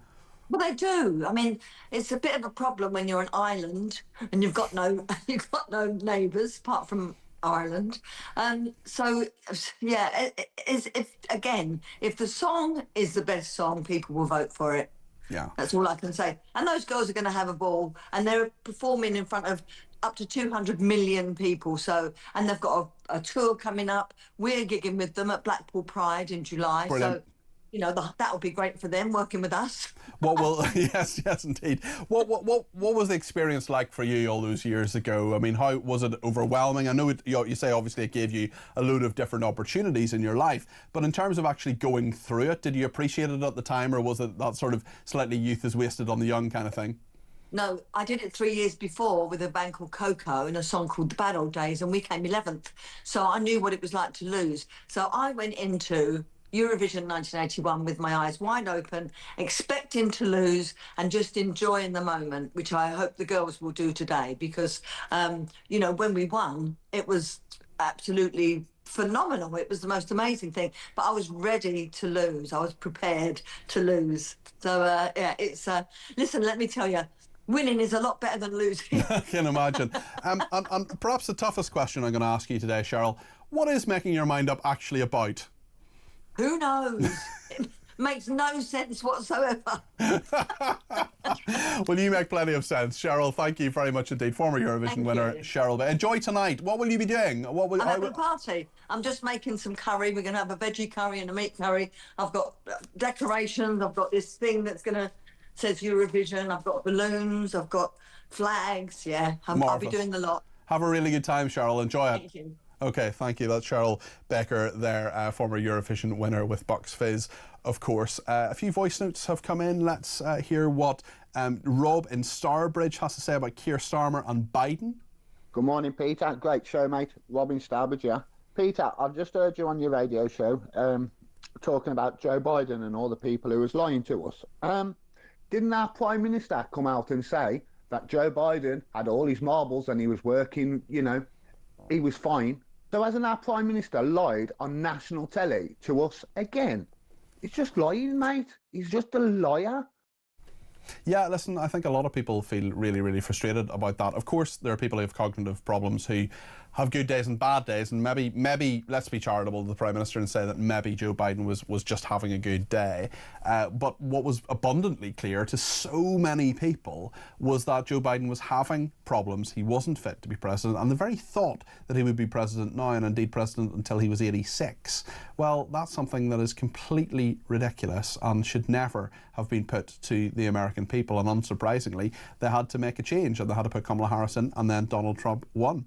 Liam's been in touch and says we should never let any refugees stay permanently. Yes, if the country of origin stays unsafe while they're alive, then fine, but we've got to stop giving these people passports and offer shelter on a temporary basis that's reviewed every 2 years. Get them to sign a document that they will leave when asked, and then even the courts can't object. Well, at the moment, Liam, the system is if you're here, you get to that 5-year point, and then you get indefinite leave to remain. That is the system at the moment. Keir Starmer's not going to change that, despite everything he has said this week, and it does. With these conflicts that go on for a long time, you're going to have a lot of extra people in the country. So we'll talk about that more between now and 1 o'clock. We're also going to talk about the FA Cup final, which is coming up today. It's a big day for people to enjoy big events. Eurovision, we've had a chat about. We're also talking about the FA Cup final. And there's a horrendous crime story that Peter Blexley is going to guide us through in a few minutes' time as well. So stay with us here on Talk.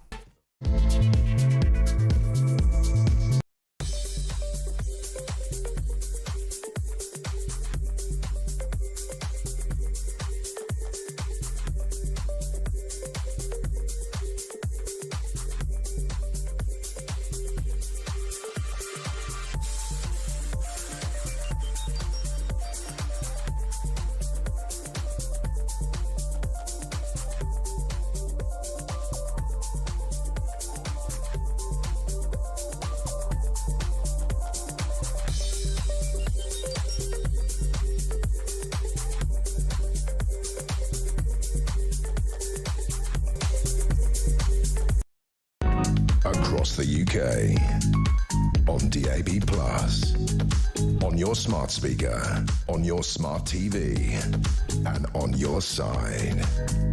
This is Talk. Well, thank you to everybody who has been in touch. Let's have another voice note, this time from Richard. Richard wants to have a think about, or has given us his thoughts on the USA doing a trade deal. This is what Richard has to say. Hi, Peter. Richard here. Peter, Keir Starmer didn't negotiate a trade deal with the USA. He was offered a deal, which he had no option but to accept. Simple as. Thanks. Bye. I think a lot of people will agree with that, and also there are many, many questions over that trade deal and the fact that there's so much still to be worked out. It's a sort of heads of agreement, as it's known in government. It's a sort of heads of agreement kind of thing. There are so many different aspects of it that still aren't nailed down, and in the context of all these tariffs and everything as well, it's a very, very difficult situation, and I think there's a lot of uncertainty about this. So let me know your thoughts on that, on any of the other topics we're talking about. The assisted dying, you can get in touch. 0344 499 1000 is the number to call. You can text me 87222 with the word talk in your text. You can tweet me at talkTV, follow me at Peter Cardwell, send me a voice note just like Richard did there, 0344 499 1000. It's dead easy to do that. I showed you actually one other week as well. It's dead easy just to send a voice note through. Maybe you haven't done it before. Shall I show people again? No, I'm not to show people again apparently, but you just go to your phone, send a voice note to 0344 499 1000. The tutorial did mean was a good thing actually, and some people said thanks very much for it, but it's the same way you send a voice note to anybody else anyway. Keep them to less than a minute, and Tech Up Dave will go through them and play them out. We've one more as well from Judith. She is from Radlett, but she's on holiday in Tel Aviv in Israel. She has a thought on Eurovision. This is what Judith has to say. Hi Peter, it's Judith here from Radlett, but now in Tel Aviv.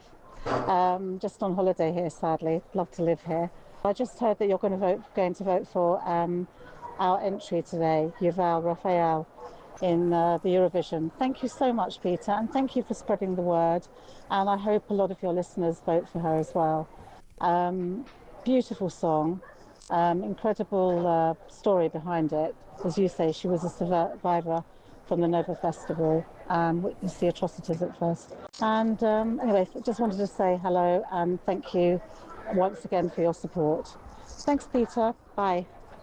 Well, thank you so much for that, Judith. Really appreciate that. And yeah, look, we can't vote for the UK. We can't do it because we're not allowed to in Eurovision. So why don't we just vote for a country with a good song and a country that deserves our vote? I think that's Israel, and I will be voting for them. Big controversy this week, actually, in Ireland. The union of the national broadcaster there, RTE, said that they had all sorts of problems with Israel, thought that Israel shouldn't be part of the contest because of what's going on in the Middle East there. It's really interesting, actually, because the network in the TV network in Israel that you chooses the song essentially is called CANN, Can, and Can is actually a bit of a thorn in the side of the Israeli authorities. There are many within Netanyahu's government that don't like Can, and I think it's a bit like saying Gareth Southgate or I don't know, I'm trying to think of, Katrina and the Waves in 1997 where should be blamed for what Tony Blair did, or that a footballer should be, Raheem Sterling should have, because he has played for England, well, therefore Keir Starmer's and immigration are all to do with him. They're not. And the fact is that you're voting for a country's entry. Yes, of course you are. But this is not all the sort of ills of the country. And there are all sorts of problems in the Middle East. I totally get that. I totally get that there are innocent Palestinians dying because of the actions of the Israeli military. I get that. It's very hard for someone who has supported Israel for such a long time to see what is happening there. I don't think what is happening is right. I think there's more that can be done to stop lives being lost of innocent civilians. I totally get that Israel has to defend itself. I know that they want to get rid of Hamas, and I ask this question on many occasions of many guests when they say that Israel should get out of Gaza. Well, what do you want to do about Hamas? What should you do about Hamas? How should Israel deal with Hamas, and how should they eradicate them, because they are a terrorist organisation that perpetrated the 7th of October. And very interestingly, Yuval Raphael is someone who, interestingly and horrifyingly, was at the Nova Music Festival, and Yuval hid under bodies for 8 hours to ensure that she was safe. Now she is the Eurovision entry for Israel, and I think a lot of that has been lost. A lot of her story has been lost in simply, oh, Israel bad. Gina G as well, we're being told on a much less serious note. Gina G is now 54. She sang Ooh Ah just a little bit. Of course, her real name is Gina Gardiner. She's married to Tommy Hudson, with whom she runs her own record label called Stunt Girl Music. She has changed her life entirely after relocating to Santa Monica, California with her husband and 2 kids, where she spent a stint as a full-time mum. So thank you for that. We have a voice note on Eurovision from James. Let's hear that one. Hi Peter, James London. Of course everyone needs to vote for Israel. What a brilliant song. Just vote for Israel. Cheryl Baker, my old man's mate used to go out with her before she made it big. What did she say at the end of the song? Making your mind up. And they just the kid's son. Wish he could make his mind up. Great show. Great work, everyone. Thank you very much indeed. Much appreciated. We're going to talk about the FA Cup as well. We're going to take a break now, but we'll talk about the FA Cup and what's coming up in just a second here on Talk.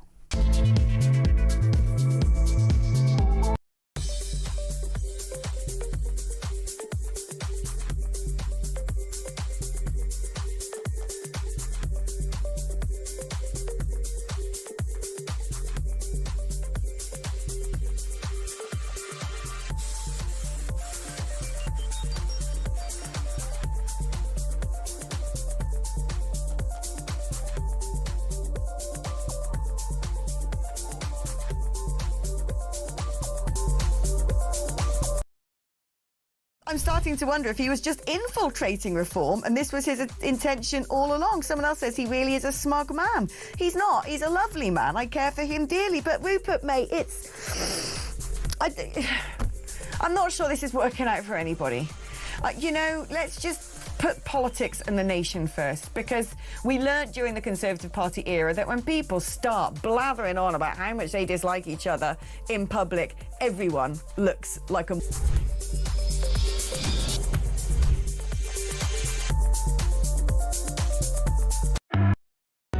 Across the UK, on DAB+, on your smart speaker, on your smart TV, and on your side. This is Talk. Well then, we're talking about Eurovision. Of course, it's a big day for so many people to celebrate, to have fun, to kick back, enjoy themselves, forget their troubles a little bit. And of course, there are two big sporting matches this weekend. It is the FA Cup final today. Crystal Palace versus Manchester City. That is happening at Wembley. Of course, live across the talkSPORT network, and Chelsea versus Man United tomorrow in the Women's FA Cup final. Tom Clayton is with us, talkSPORT broadcaster. Thank you very much indeed for being in the studio. Let's start with the men. The main one, of course, and Crystal Palace versus Manchester City. Crystal Palace, their first major silverware if they win today? Yeah, that's correct. They've only ever won very minor, low-level domestic trophies. So if they can go on today and win the FA Cup, I mean, first of all, it's their third FA Cup final in their history. Both times previously, I think in the 1990s and in 2010, they've come so close, so close. And there's been kind of this desire for them to try and push through and become one of the teams that has got that on the resume. This time it feels different. This time it feels like this is a team that are really ready to compete, to really push through and trying to actually finally win the trophy. As you said, it'll be the first time they won a major trophy in their history, which is remarkable considering they're a football club that's over 100 years old and haven't won something major. It's incredible. The way that they played this season has been... It's been kind of building up to something pretty incredible. I mean, they had a shocking start to the season. They were down in the conversation about whether they were going to get relegated from the Premier League. And then Oliver Glasner has kind of turned things around. The manager, he's built this system which really works for them. It means that they're a difficult operator for other teams to deal with. And I have to say, they look like a really, really good team. It's been very strange because they're a very good team away from home.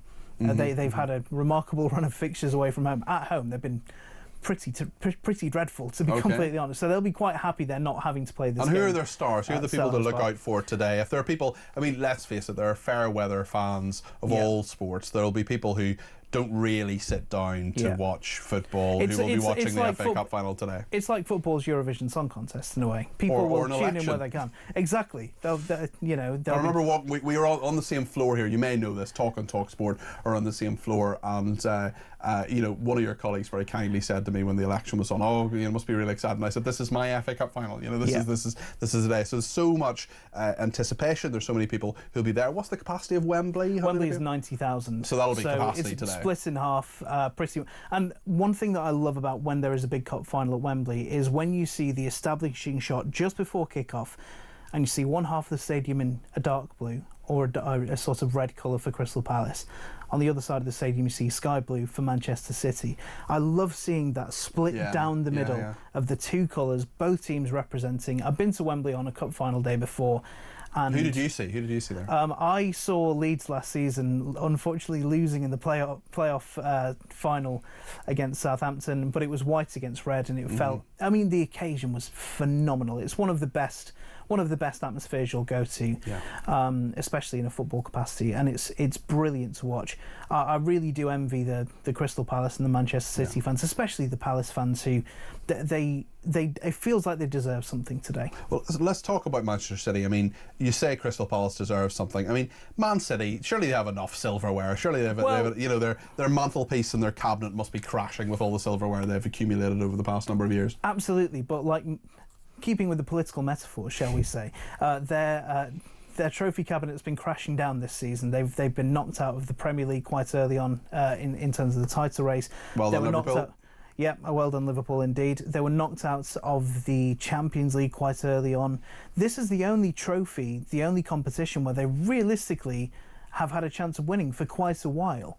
And it's only because they've kind of returned to a bit of form later on in the season that they've been able to get themselves into that position where they can compete. I mean, they've been missing one of their best players, arguably their best player throughout the course of the season, Rodri, who won the Ballon d'Or, the best player in European football, in world football. He went down with an ACL injury, he had a torn ACL quite early in the season. So Man City have been scrambling to try and replace him, but there is no, I mean, how do you replace arguably the best player in the world? And that's a question that they've been trying to answer for a good number of months now. But look, they look like a good team. They look like a strong team who can cause some damage. and there's still there's still a situation where they probably are in the heads of a lot of people. They're Manchester City. They're probably the favourites to win today. But I think a lot of people, their hearts are set on Crystal Palace. They look really good as well. It's two teams that, as I say, they have had really poor starts to the season, and they built as the year have gone on. And it's a complete clash of styles as well. Oliver Glasner likes to play a very rigid formation. Crystal Palace will be very set in their ways. There'll be three defenders at the back. There'll be wingers, and they'll keep the ball very static, and it will kind of build through the middle. Yet Pep Guardiola with Manchester City will play a very fast, a very flowing kind of football. It'll all be quite fluid. There'll be players around. They'll play with a traditional four at the back, and it's one of those. It's hard to prepare for because you don't really know what you're going to face.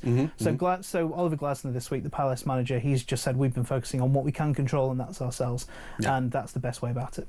Tell me a bit about what's going to happen on Sunday as well, because we have Chelsea versus Manchester United, and I think Serena Williams' husband now has a stake in is it Manchester United? I think it's in Chelsea. Sorry, in Chelsea. 10% stake, is that right? Yeah, so he'll be there, as will Serena Williams. Yeah, well, hopefully Sir Jim Ratcliffe, the owner of Manchester United, will as well. I mean, he's lost a lot of money recently in the Sunday Times rich list. We were talking about that yesterday. He lost £6 billion. Sir Jim Ratcliffe, the son we're talking about. Yeah, that seems to be the... we've forgotten to talk about a story today about crisps. I completely forgot about that. Sorry, tell me more about the women's.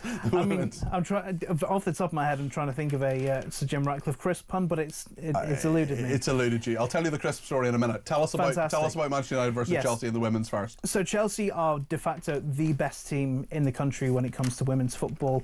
They are on for what you call a domestic quadruple. So there are 4 major trophies that you can win in the women's domestic season. They've already won 1 in the...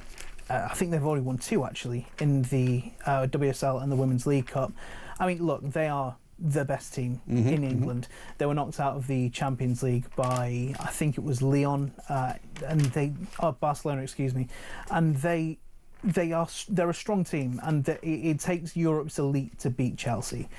And even then, they gave it a pretty damn good go. And you have to say Chelsea look like the strongest team, the stronger team. They look like the team that's going to win. Manchester United, meanwhile, have had a bit of a mixed season. They've been up there or thereabouts. They've been in a battle with Arsenal in the WSL for the second place kind of role. Arsenal's poor mid-season drops them out of it, and Manchester United had a chance to push up and try and catch Chelsea even, but they couldn't quite push on to that next level. So, look, they're a very good one-game team. So in an individual game situation, Manchester United are a team who can cause damage. They can make it a bit tricky for you, but as I say, Chelsea are so good. They look like they're the team to beat. 2 great matches right across the talkSPORT network all weekend. Tom, thank you for that update, but I'm going to ask you about crisps as well. I completely forgot about this story. I was talking to the news editor of The Sun yesterday, and he told me the story was coming. Meant to talk about it this morning, completely forgot in the debate desk. Slipped my mind. Staff cover bed in crisps after mix-up on romantic request. Hotel's golden blunder. Talk about crisp sheets. A stunned couple returned to their hotel room to find their bed covered in the Spud snacks. Johnny Norman asked staff to lay out 30 whole bags, clothes bags basically, of assorted flavours to surprise his crisp-loving wife Rachel when they enjoyed a night out for her birthday.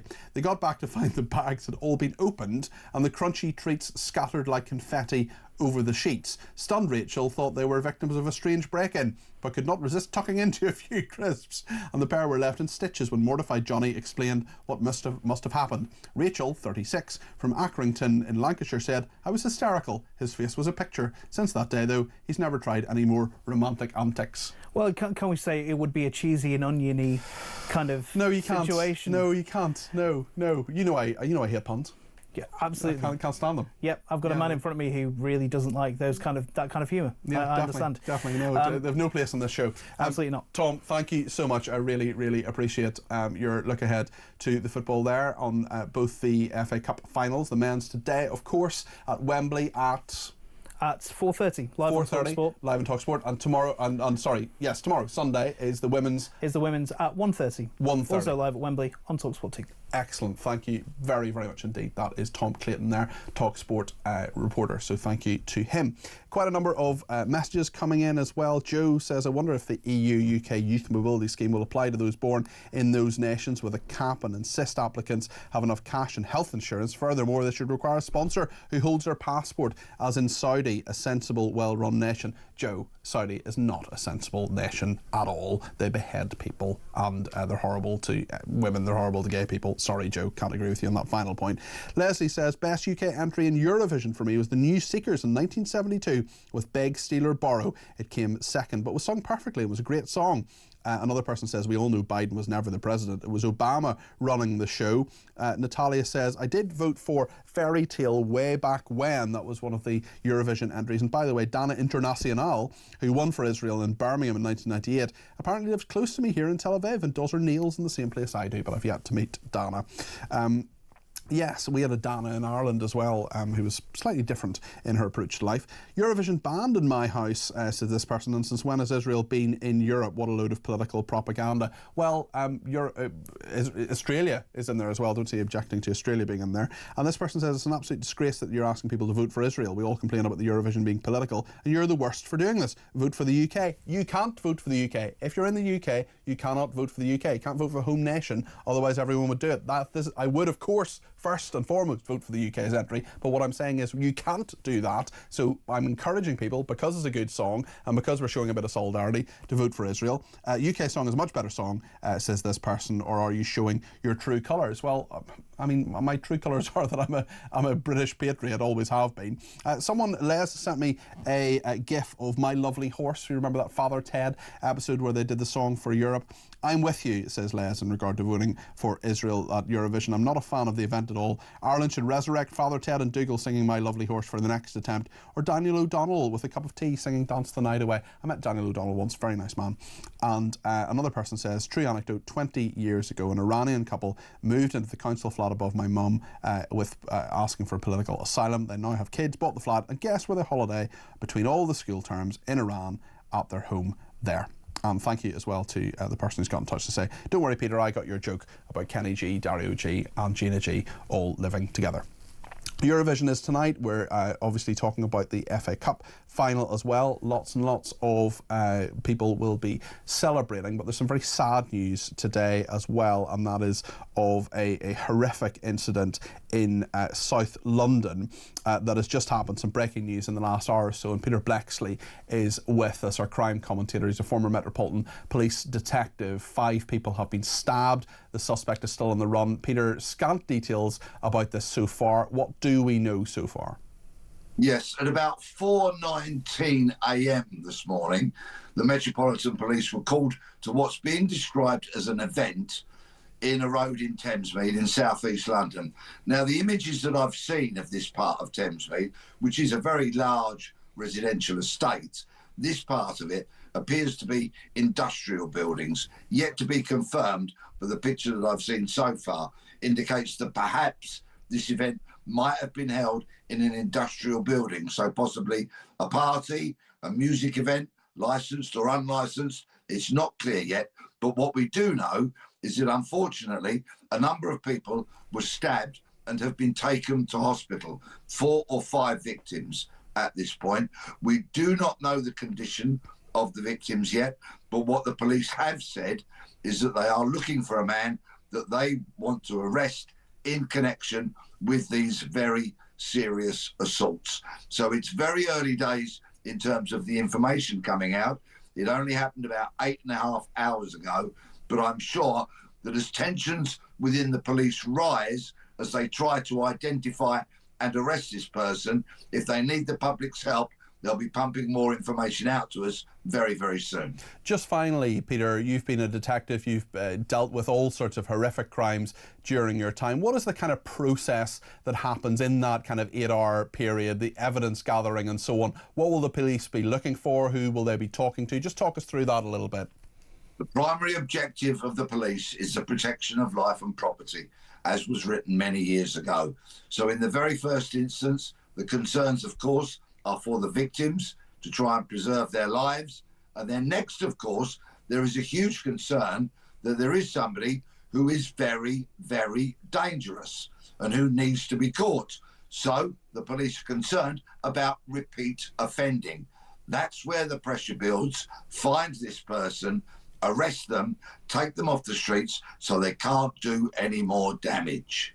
Peter, thank you so much, and I appreciate you coming on at short notice as well. That's Peter Blexley there, who is our crime commentator. He's a former Metropolitan Police detective and author, a speaker, lots of different roles that he plays. Also some breaking news in the Ukraine war, Russia demanding 5 Ukrainian regions in the talks. Also a father, mother and daughter among 9 people killed in a bus strike. This is just hours after Russia and Ukraine held rare direct peace talks. Of course, we talked about that yesterday on my drive time programme, during which Moscow reportedly demanded 5 Ukrainian territories. Kyiv says 9 civilians were killed in a drone strike that hit a bus. We will, of course, reflect all of those stories in our news bulletins. We'll talk about it tomorrow. My programme is on between 10 and 12 tomorrow. I'm also going to be here for Drive for the next couple of weeks, filling in for Jeremy, 4 o'clock to 7 o'clock, 5 days a week. That is going to be happening. So thank you for everybody who has contributed to this show. But please contribute tomorrow as well, as I say, on between